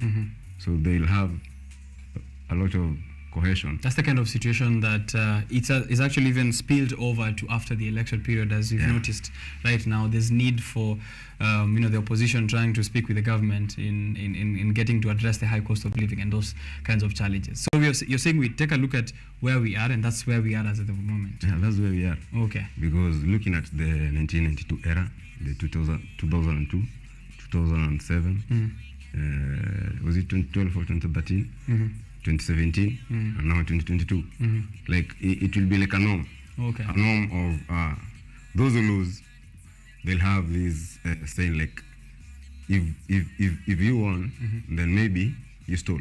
Okay. So how can we prevent that norm of opposing the elections? Okay. So the norm of opposing the elections, this is a situation that should be sorted out using the IBC, IBC, whereby they should bring a norm that can cater in such a way that if the results are out, they are transparent, and the department should be on its own totally unclear. A very independent institution. Yeah. As provided by the Constitution, by the way. Okay. And then we can then chart a path forward in which we don't have that kind of a friction every 4 years that we have to shut down our economy. And then what then can the role of the youth, because that's what we are speaking about in this, the role of the youth in the development agenda, while addressing, you've taken a look at how an economy looks like when it's not good, and there are principles of a good economy. Yeah. How do the youth fit in this conversation? Before going to the role, people first should understand if back to this situation of the country, or where are we heading as the country, we should first understand if there is high cost of living, then what is that is making the high cost of living to be high? That's what you should look at first. So looking at what is making the high cost of living to be at the level that it is, at the level that it is, it should be checked upon in a very clear manner, in such that if we are speaking of high cost of living, you should educate the people on how to understand when to define high cost of living and low cost of living. Okay. One thing we should know is that a country's standard of living depends on production. That's the very true thing, that our country's standard of living depends on its production, its productivity. And a government should ensure that the productivity of the country, it should combine with one of the principles of economics, that is efficiency and equity. Efficiency, I mean that the property of a society should efficiency, that is the property of a society, should produce maximum benefits of its scarce resources. Okay. Like if maybe the resources are scarce, but the resources should provide the maximum benefit of the property on the society. Okay. Then equity is where the property of a society is not property, but economy in a society is equally distributed to its consumers. Okay. Yeah. So there's equity and there's efficiency to ensure that productivity is valuable to the society. Yeah. Are there concrete actions then that the youth can take to realizing this productivity, efficiency, and equity? According to the youth, is that first they should be given a youth act. That is a youth action or a legislation for the youth act. The youth act, and maybe it should be done by the government, that is the Ministry of the Youth Affairs and those departments. They should first educate us on how to learn about the economics of a nation, how the economy works, so that if we understand how the economy works, we can clearly elaborate on how we can involve ourselves on the role of our youth in the development agenda. First, what should be done is this. In the youth development agenda, according to the Youth Act, that is, we have those the Youth Legislations Acts that have been formed, and the youth policies.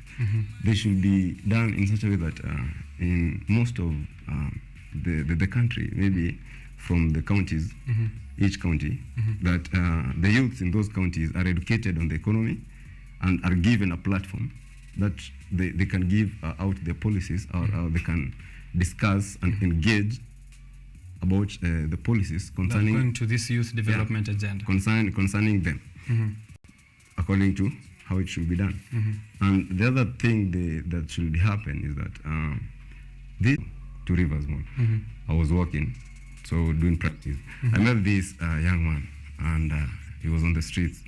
I asked him one question: what is happening to you that you can't achieve your dream? Then he told me, it is what happened to me is wastage of time. I asked him, what do you mean by wastage of time? So I was eager to learn, what does this man mean by saying wastage of time? Then he told me this: I had a dream, a dream to be someone, a dream to be this, a dream to do this, but my dream was diminished by just one exam. You understand? Mm-hmm. One exam determined his dream. Mm-hmm. One exam determined his path Mm-hmm. because he did his exams Mhm. and he failed. Mm-hmm. You know? Okay. When he failed the exams, he had to change the career path Mhm. of his dream. Okay. That one exam changed His whole life path. all his vision Mhm.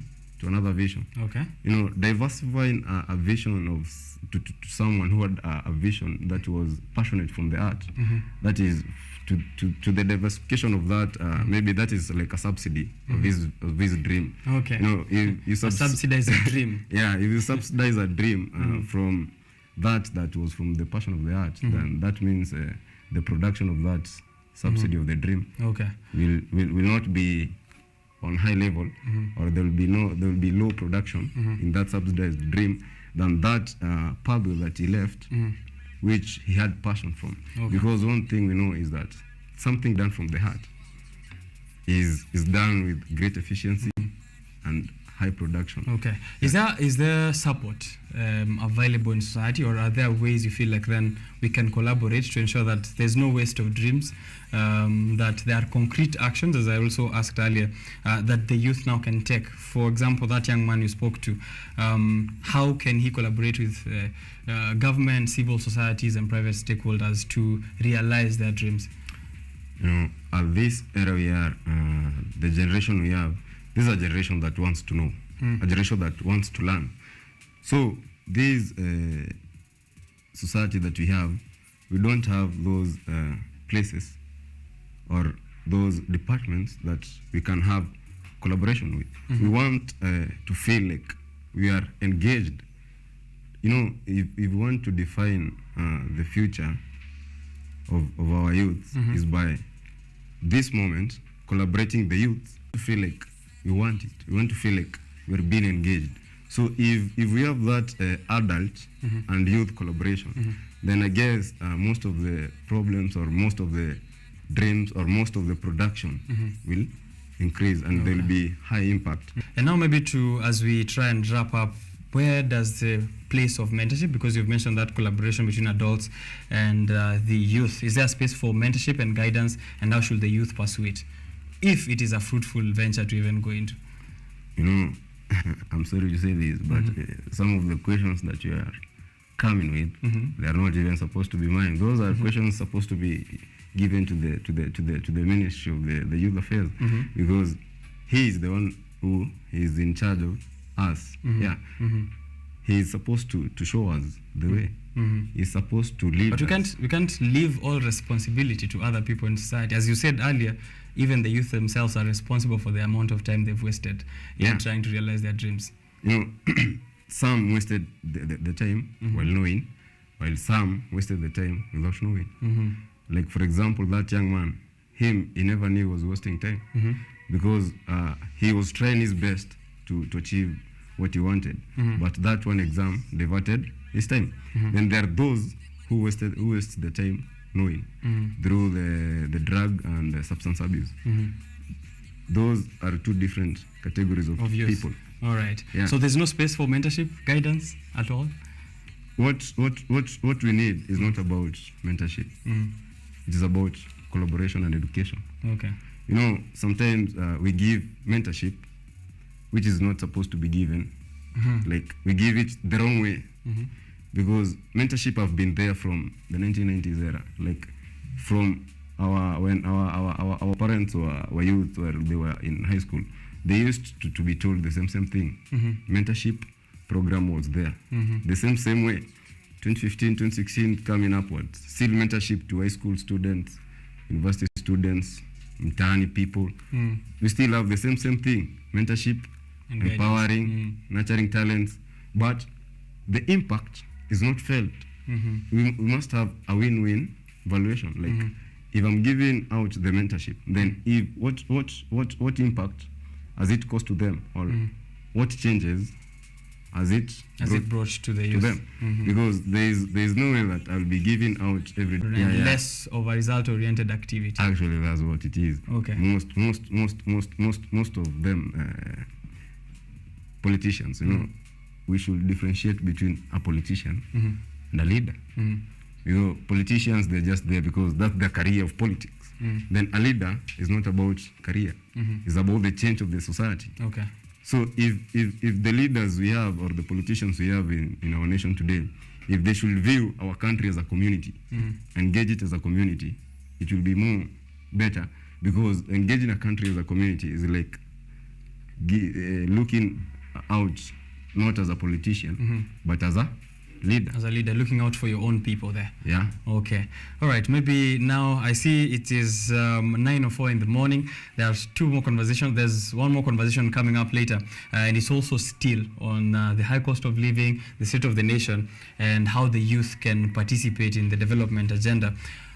What will you tell someone, including that young man that you've mentioned there from Friday? How can they stay motivated and resilient in this pursuit of a brighter future? Pardon? How can you advise a young person, including the young man that you met last week on Friday, to stay motivated and resilient in the face of all these challenges as we look forward to a brighter future? How can they ensure they are still on their path? In this world that we are, or in this community or the society or Kenya, there is what we need is that unity and realizing, self-realization of who you are, what you want, and what you think you can do is best for you. Like you should get away with the norm that was used before, that you should maybe do this, which you are told by a parent. Maybe, for example, those who have done the Form 4 leavers, who are joining universities, one thing you should know is that when choosing your career, choose what you like, choose what you feel, this is what I need, instead of choosing what you think will earn you more, but choose what you feel is the best and what you feel you can do it. And those who didn't have that chance, this is not the end of the road. What you need to do is give up the energy you need to do what you wanted to do. Chase the dream you want and bring the united Kenya together so that we as youth can bring out production to create the standards of living of our nation on a high level. Anyone who wants to reach out through to the Kenya Youth Forum Initiative, how can they do that? And if there are channels or if there are opportunities already that you want to highlight, this is the chance. Yeah, if you want to get to us, you can check us on Facebook, Instagram, Twitter, and LinkedIn. We can get your messages and we'll get a response to that. Okay, that is Oiko. He's the chairman of the Kenya Youth Forum Initiative. We've had a discussion on the role of the youth in the development agenda and, of course, some of those norms that have been cultivated that he feels should be done away with, and they're not impact-based. They're more of a show. If you didn't get what he meant, you can check out this interview later on YouTube, KUTV Kenya, where we'll be uploading it after this show. Taking a short break, coming back with another young man, Dennis Kimani, the Youth Green Society chairman. Environmental sustainability, how does it play a role in trying to address the challenges that are facing this nation as of the moment? Also, we're having a look through the headlines this morning, the Daily Nation, the Standard, and the Business Daily. What are they informing us of the direction of the economy in the coming few days? Don't go too far. I'll be right back.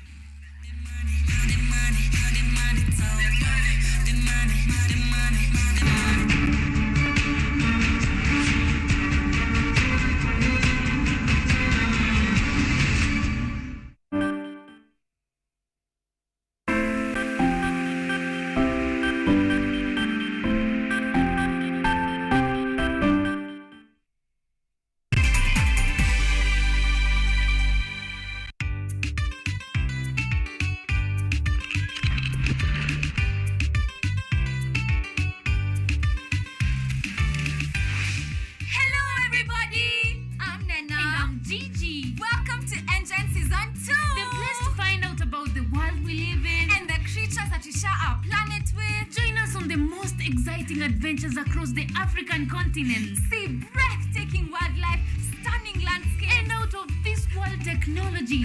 Meet incredible scientists and learn fantastic facts. Explore, discover, be amazed. Be part of the next generation of African change makers. Be a part of ENGEN, Africa's #1 science discovery program.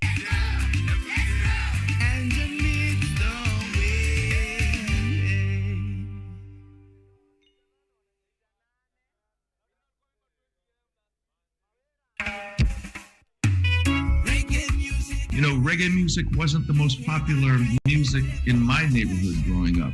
And I discovered it on the radio, and from the first moment, just couldn't stop listening. And many people express themselves through music. Music is a...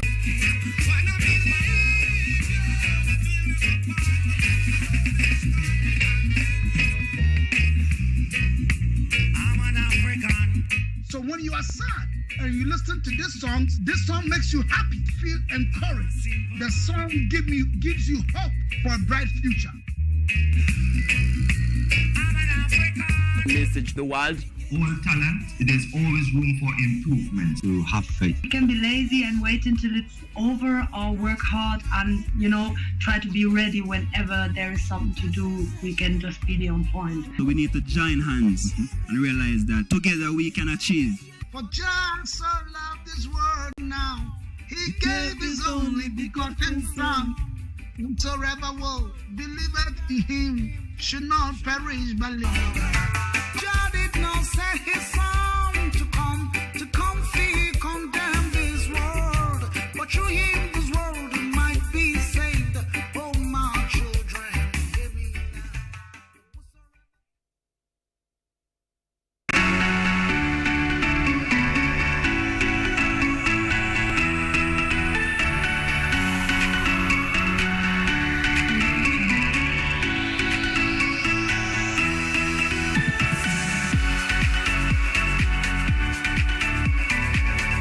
Get ready to kickstart your day with the most exciting morning show around.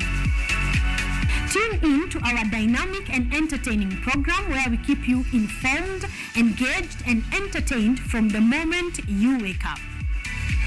From breaking news and current events to music, fun, and out of the ordinary stories, we've got you covered with a mix of interviews, games, and special segments. You never know what's in store. Join us every Monday morning and Tuesday morning for a fun and fascinating way to start your day. Don't miss out on the action. Tune in now and experience the excitement for yourself. Only on KUTV Rise Today from 7 a.m. to 10 a.m. Start your day with us.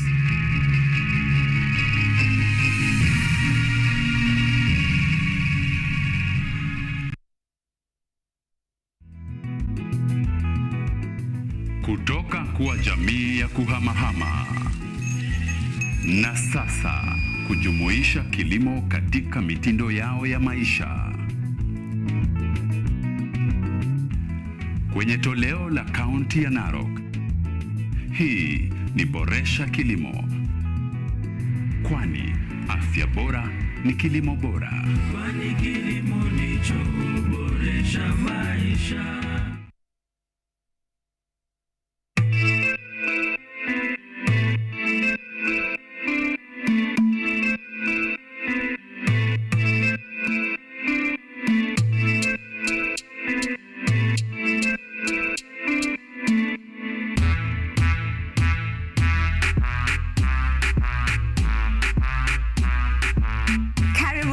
To the Church O'Clock Show. I'm your host, Esther Becky. And my name is DJ Terrell. We start you off with a word of prayer and get you started with a live transformational worship experience. And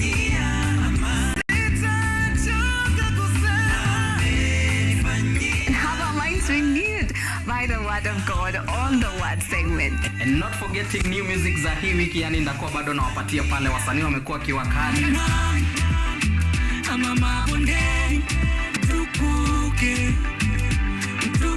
So make sure manzo umetune in because zitakuwa zina flow pia pale mixes kwa wingi, yani zitakuwa zina come through, and pia performance yani from our gospel artist hapa on Gospel Art from 7 to 10 a.m. only on KUTV.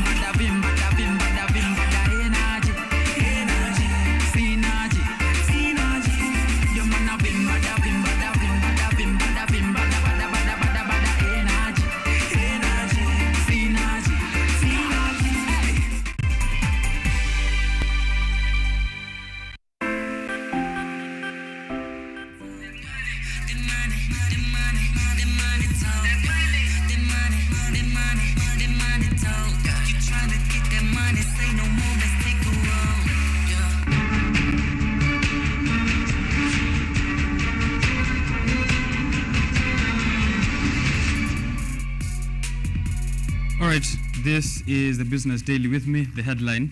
We'll be taking a look at it and the Daily Nation's headline, joined by Dennis Kimani.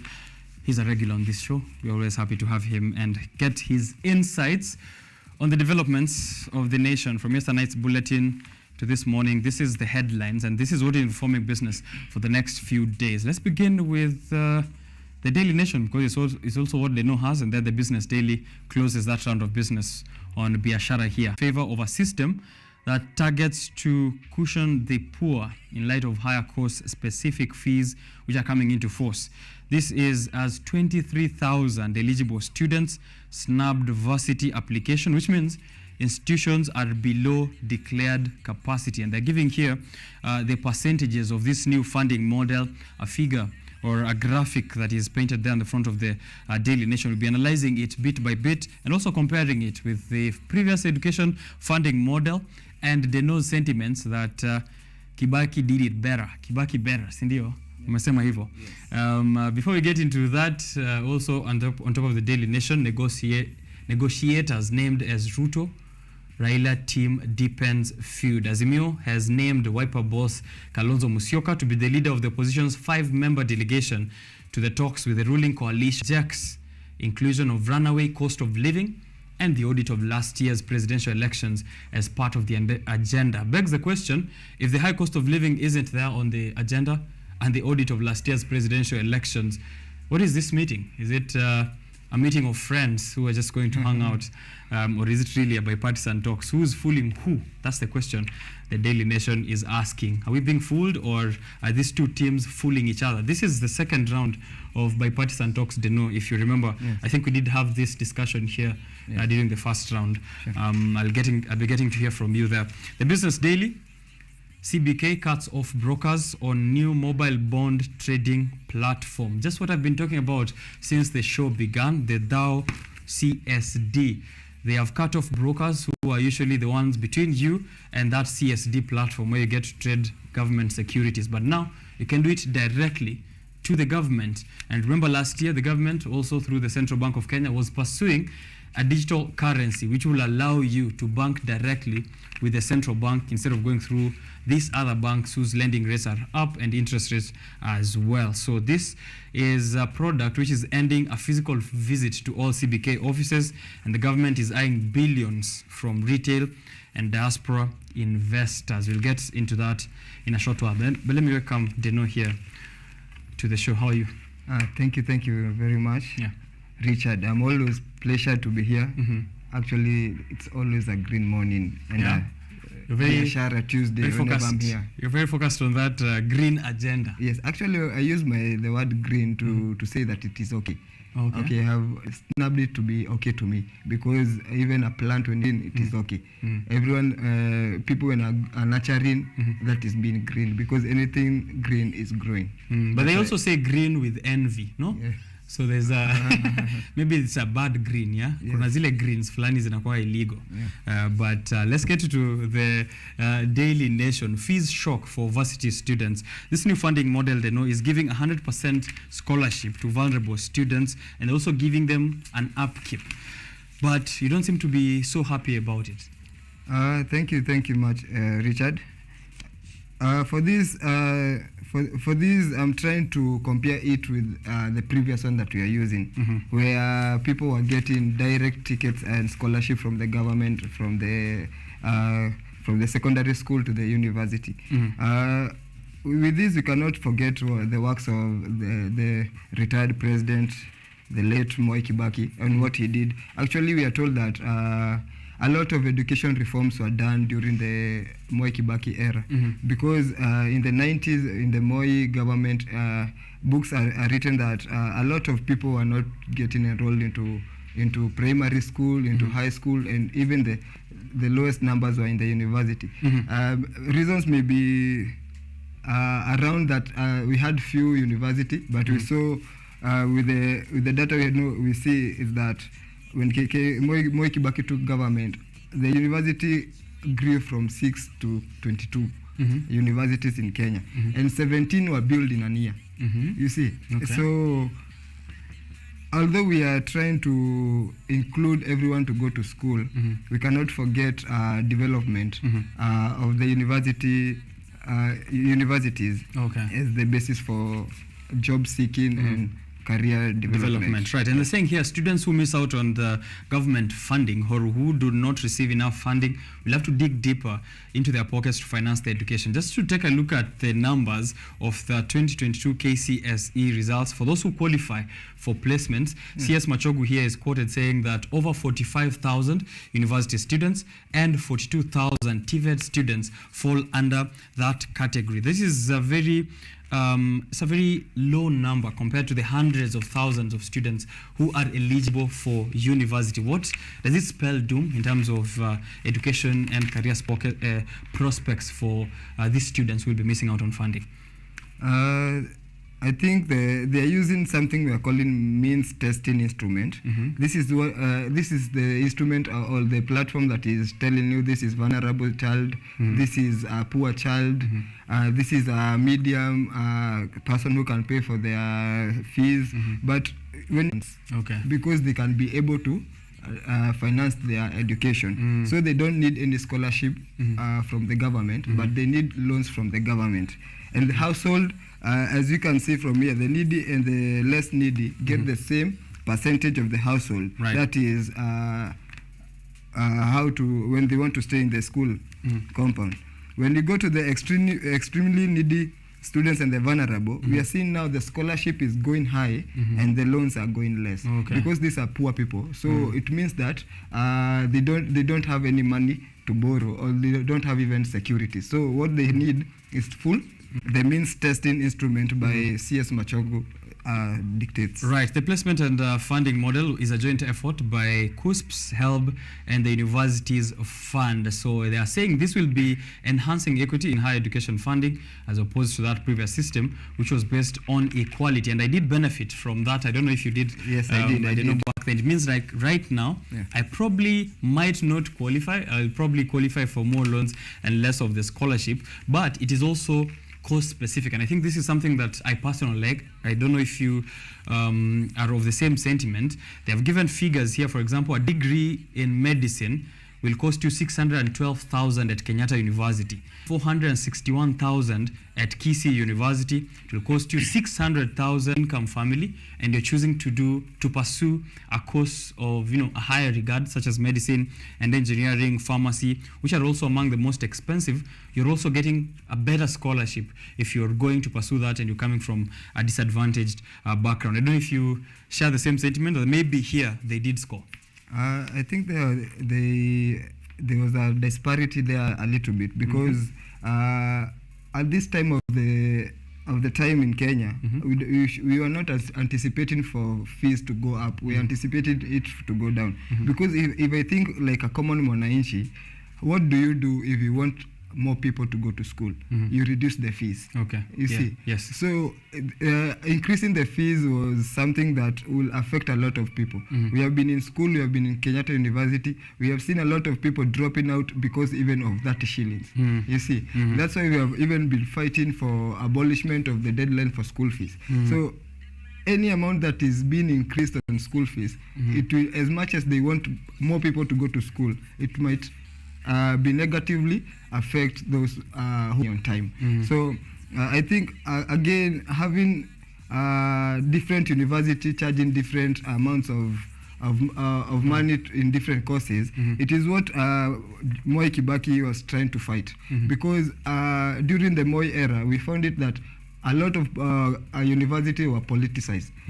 The chancellors were political goodwill people. But when Kibaki came, he tried to do something that he was calling commercialization of the universities. He was trying to bring more of corporate chancellors to be the heads of the university than the political people. And that's why I'm saying that when we increase this money and it is going to the university, that's why we saw of the Dedan Kimathi fraud, the whistleblower. A lot of money is, we are losing a lot of money because in the same university we have those people we call self-sponsored.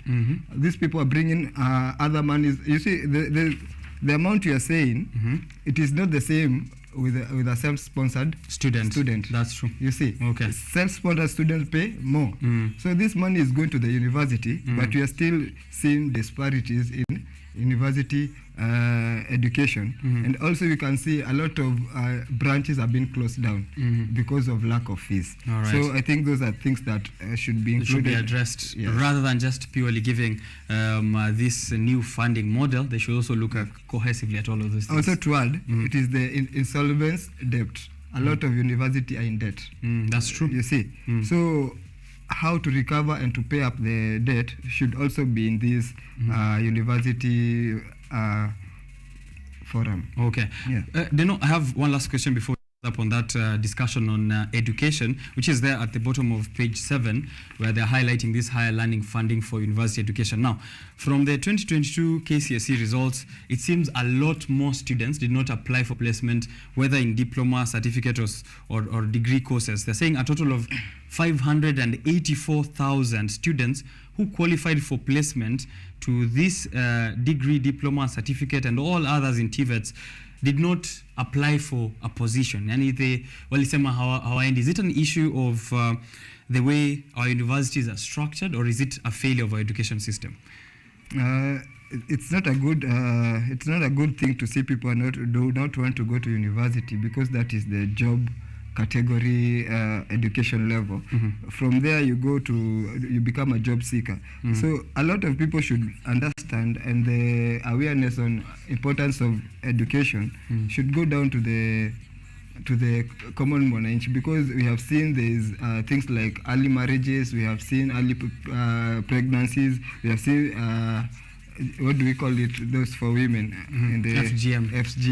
Yes, we have seen a lot of those. It might be the cause of this, or else it might be lack of fees, because that is the only thing that can make someone not go to school. Unemployment, maybe there's no prospects for anything if I come out of college, so why bother? Yeah, sure. A lot of people are saying you don't go to school to get money. That's why a lot of people are saying ule alikuwa billionaire, ali drop out, he's the CEO, he's the Bill Gates. So people are saying you don't have to have education to be the richest person. But on my point, I will say that you don't go to school to get money. Right. You go to education is not just all about money, right? Yes. Okay. So instead of looking at people who did not go through with education, it is a learning process rather than, a means of making money. But it's hard, to try and convince someone, or a parent, or, someone, maybe their older sibling already graduated from school, and they have no prospects for a career or for jobs. And we'll probably point out to why more than 500,000 students couldn't even select any course, certificate, diploma, even craft and artisan courses. Hawataki kuguza kabisa. So it's either we're getting money oriented as a society, or education is losing its value, but there's need for a lot more civic education, as Deno has pointed out there. Let's go back to the first page of the Daily Nation, and this is just to read that intro, which is pointing out to the story in page 4 and 5 of this new bipartisan talks. We're in round 2. Yeah, at a boxing match inakuwa na round kadhaa. So we are in round 2. The first one went a draw between Kenya Kwanza na Azimio. Was it really a draw? I think we were beaten as Azimio. You were very much beaten. Yes. I wouldn't say so. The government played a lot. I said the government plays ahead of us. They brought a Jubilee member on the board of the bipartisan. So the principal was like, this is our member, why are you bringing him on board? On your side. On your side, you see. Okay. I think we lost in the first round. Okay, all right. And that's why maybe Raila Amolo Odinga decided, let's go to the streets, and maybe we could win this war on that front. But that hasn't also been successful. The past 3 weeks, I've seen anti-government protests, which have been violent, mostly pointing out towards that police brutality and a little bit of destruction of property from the protesters themselves. Now, there's already been a first round of talks. Let me just start from there before we get internally. From the external angle of viewing this, we've seen the Nigerian ex-president Obasanjo already led the first series of talks between the Kenya Kwanza side and Azimio. We saw an unsuccessful attempt by Samia Suluhu, who's the president of the Republic of Tanzania. And now it is time for a 10-man team, 5 from each side, to have this conversation. But they're saying the high cost of living and the auditing of the servers is not going to be on this conversation. Who is fooling who, Deno? Thank you again, Richard. For the state of the nation is that the truth of the matter is that there is no balanced democracy without the opposition. That is the thing. And the problem with we are facing now is that runners up the office of the opposition. So he must fight for himself. And I can urge him to keep fighting for it, because I am for a balanced society where there is the ruling party and the opposition. Even our Constitution 2010 envisaged that there should be an office of the opposition party, and this is not an office that he is begging. He shouldn't be begging to be given an office that he came number 2 with. Number 2 and he's supposed to be given it by the Constitution. But again, our Constitution, as I said, there's a little bit of gaps, because now the president is the one to ascend the power to the opposition leader. So it is up to the president to give him the office. Okay. Yeah. I'm going to first agree with you and then disagree with you and hear what you have to say there. Of course, there is need for an opposition in any democracy, because once, if you notice, any republic in the world, you can check this out for free on Google, anyone that doesn't have an opposition party or doesn't have an opposition to the government slowly slides into dictatorship, and we don't want that to happen. Of course, very commendable job by the Azimio La Umoja side, but the role of the opposition is to point out and say, wewe Mr. Government, sio vizuri ile unafanya hapa na hapa, right? Is that a conversation that is going to happen, or is it going to be we are here on the table, nyinyi mnakula nyama pale, hebu tugawie yetu kiasi? On the side of my thinking is that these people in the Azimio coalition are really they are visionary on that seat, because they don't have jobs now, but the office of the opposition comes with some mandates and some privileges. So I think they are down to earth to get it to their side. But again, on the talks, on the what is on the top of the table, the discussion, I feel like what is ailing the common Kenyan is not on the table, because we all know that the food prices would drop if Raila is handshaken by the president. We saw it with Uhuru Kenyatta. There was no drop of food prices. Actually, they escalated. But we have to be true with Kenyans. Tell them the truth. The cost of living won't go down. It can't happen overnight. It can't happen overnight. Okay. But on the table, we should be talking of more things that can help Kenyans. On my point, I have one, devolution. Another thing, education. And the other thing is public participation. I think these are the real issues that are affecting Kenyans. With the finance bill, it was poor public participation. You see? So why are we entangling ourselves with things that don't matter?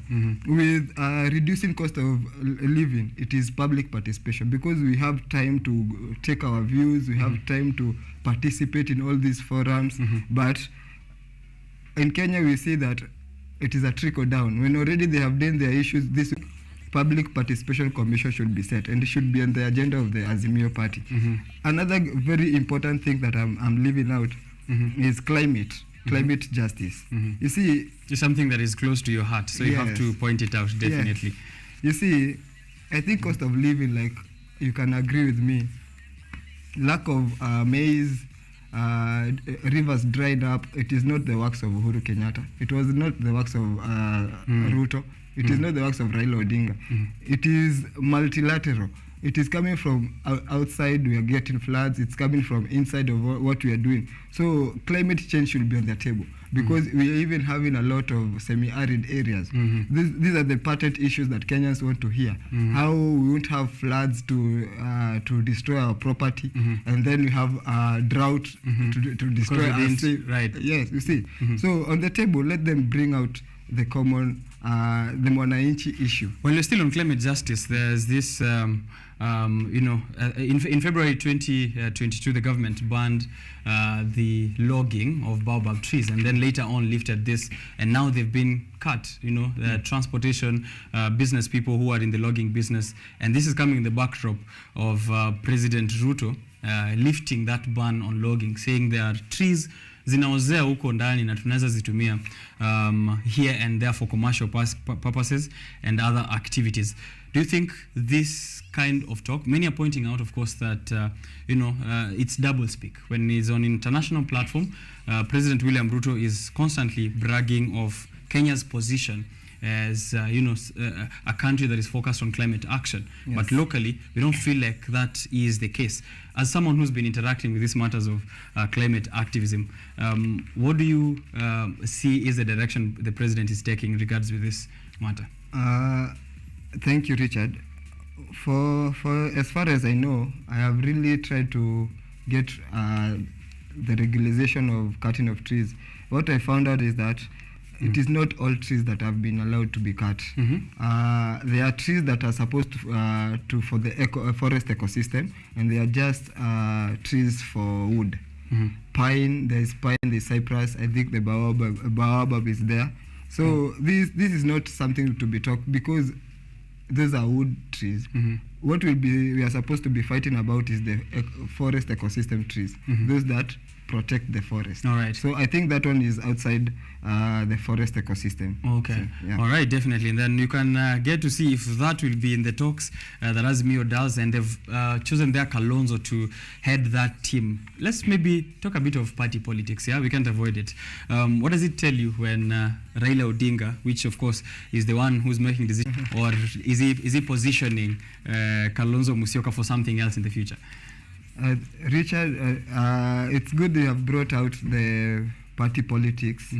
I think in Kenya we are losing on the party politics, because in the 90s, when I was a historian in high school, I was reading about leaving your seat vacant when you have gone to the other side. We are seeing Azimio people joining the Kenya Kwanza, another Kenya Kwanza joining the Azimio, and still enjoying their seats. Last time we were here, that's unconstitutional, by the way, right? Yes, you see.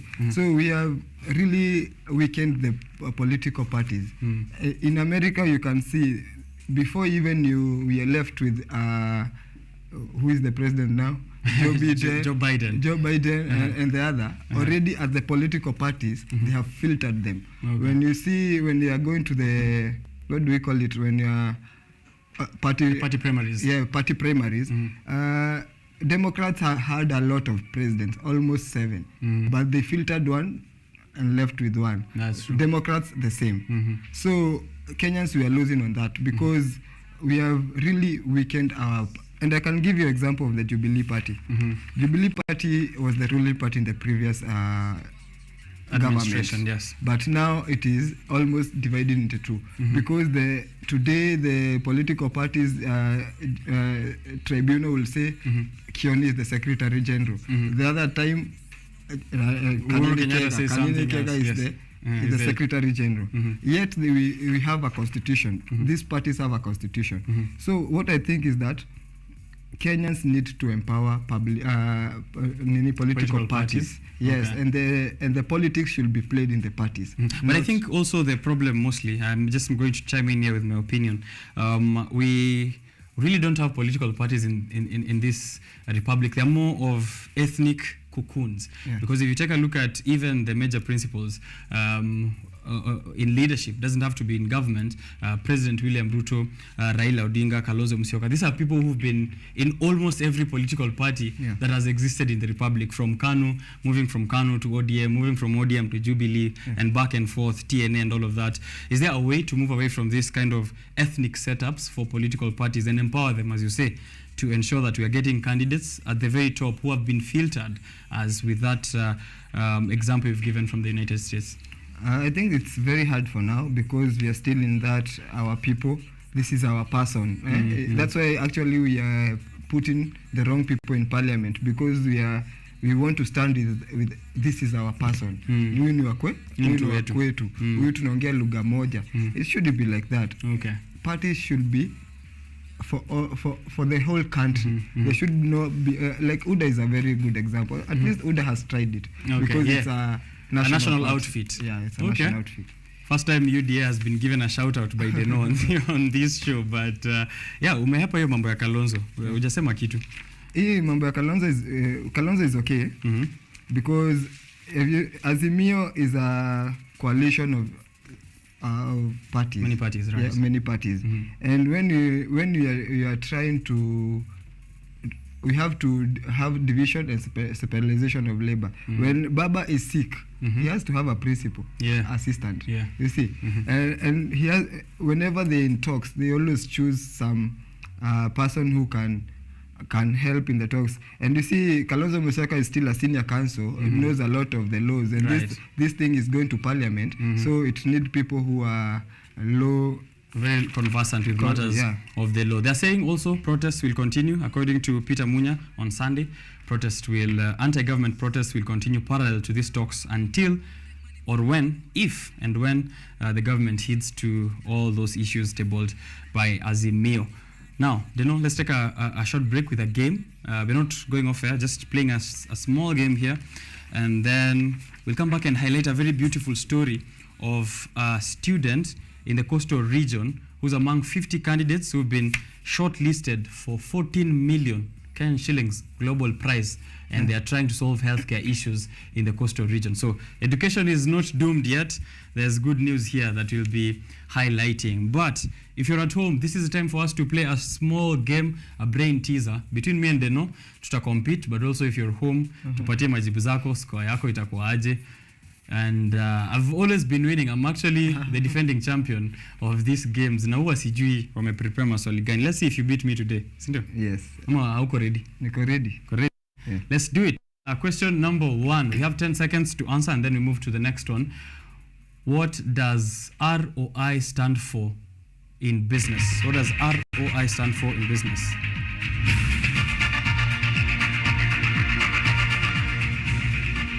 All right. Question number 2. List the colors of the Kenyan flag in order. Hey. List the color of the Kenyan flag in order.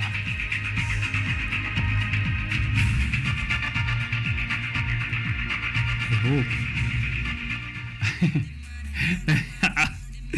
Oh, my patriotism is being tested today. If 6 plus 7 is 12, it isn't. What is 7 plus 6? 6 plus 7 isn't 12 though. So what is 7 plus 6? You just answer that one, didn't you?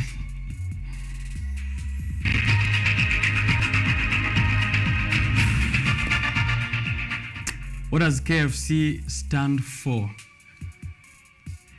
Kuku fried na choma. What does KFC stand for?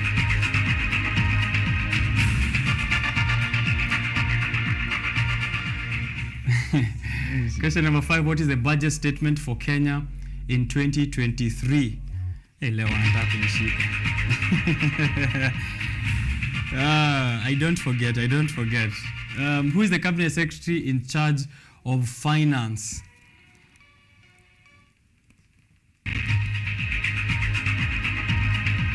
All right.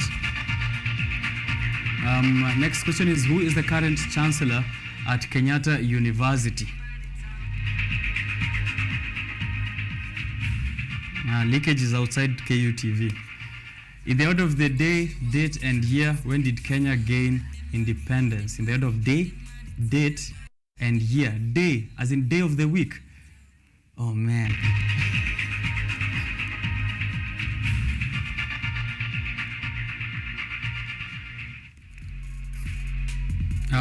Next question, what does UV? Last question, which is, what does UV stand for?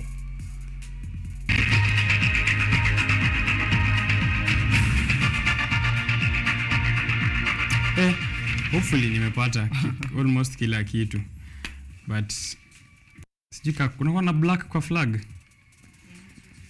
I hope. Let's exchange papers here. You know, time's up, pens down. Hey, wait, my friend. Yeah, we should be let's do it. Let's mark it. If you're at home, unaweza tuambia ROI stands for return on investment. All right. Flags in order. Okay, return on investment is there on the screen for the first question. The second question was list the colors of the Kenyan flag in order. Deno's answer is black, white, red, green. Black. Mine is red, white, green, black. Oh man, sikuwa najua black inaingia wapi. All right. I didn't know amepata hiyo. Okay. Question 3, 6 plus 7 is 12. What is 7 plus 6? I don't know if it was a trick question, but I wrote 13. I didn't write anything. So, kweli. The answer is 13. Next, what does KFC stand for? Ameandika kuku. Kentucky Fried Chicken, right? Okay. What is Kenya's current budget statement? That is 2023. I wrote 3.6 trillion. Deno has 2.8 trillion. 3.7 plus or minus 1. Do I get it? Yes, Yeah, I get it. All right, thanks. Who's the cabinet secretary in charge of finance? Has to be Professor Njuguna Ndongo. I don't think he's called Kamau. Naitwa Kamau kweli? Professor Kamau. Kamau Njuguna Ndongo. Deno anasema tuta confirm half a mark. Next, who is the current chancellor at Kenyatta University? Benson Wairegi. Dr. Benson Wairegi. Nimekaa basi. Umekawia KU. In the order of day, date and year, when did Kenya gain independence? Ukisikia mtu akisema exam room inakuwa kumewaka. Kuna independence na republic. Okay. So, umeandika 1st June 1963. Umeandika hiyo ni ile nyingine yenye unasema. Yes. So, mimi nimeandika 12th December, si ndio? Yes. 1963. Thursday. Ni maki hapo jamaa. Thursday. Ulikuwa na Mwakenya hapo. Hapana. Nikukuwa keen kwa darasa. What does UV stand for? Ultraviolet. So, ulikosa kumaliza, acha nikumekie half. Right? So that's it. If you're at home, you can send us what your score is. But here, Chairman IGS, sijui umepata 9. 9 out of 10. Yes. I am say. Nakwambia. No, 9 out of 9. So ni 8 out of 9. Ni kama ulikuwa Mwakenya. Hapana, I'm just niko tu. Nimeacha kusema. All right. Deno has something I can't say. But nimemwandikia hapo see me. See me. All right. Tutapatana jioni. All right. That is very good for you, Deno. Enda improve kidogo pale nyumbani, si ndio? Lazima unajua nipataga off guard.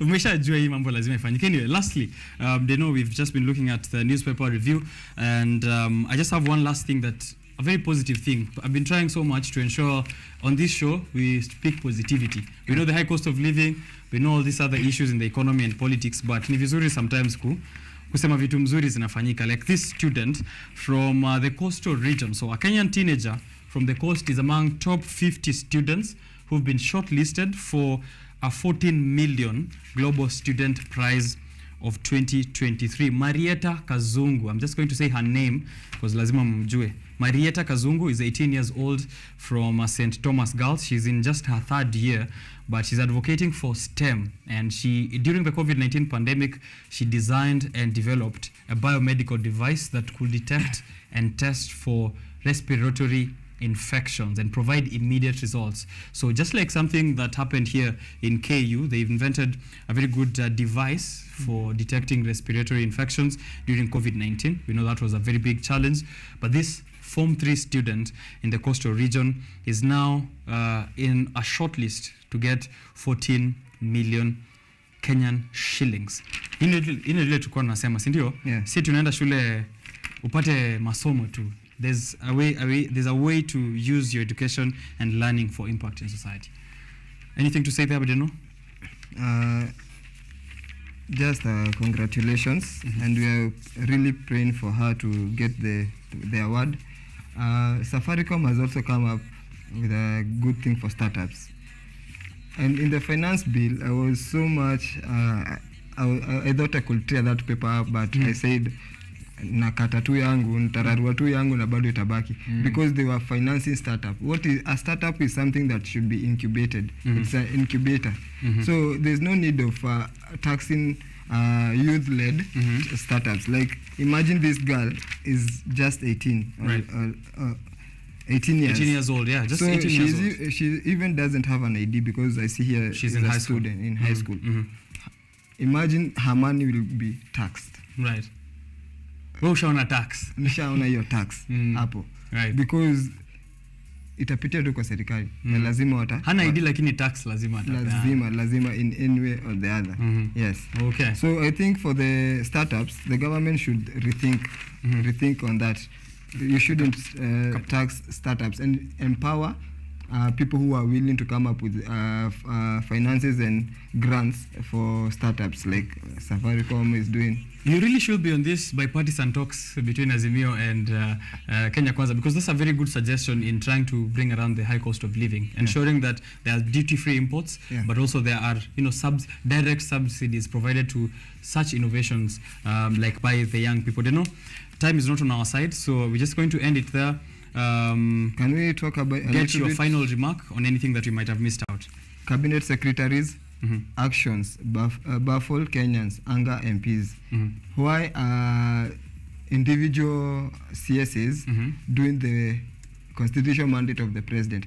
Like we see CS Health, Susan Nakumicha was trying to direct and issue transfer of officers from the interior office to be transferred just because of some issues. Okay, it might be a cholera outbreak, it might be anything, but let the constitution and the duties of the constitution and the mandates be followed. I have to agree and say there's a general confusion of mandates within very many offices in this Kenya Kwanza government, from CASs to all the others. So maybe probably the president needs to start fixing it from there, because those are things that matter.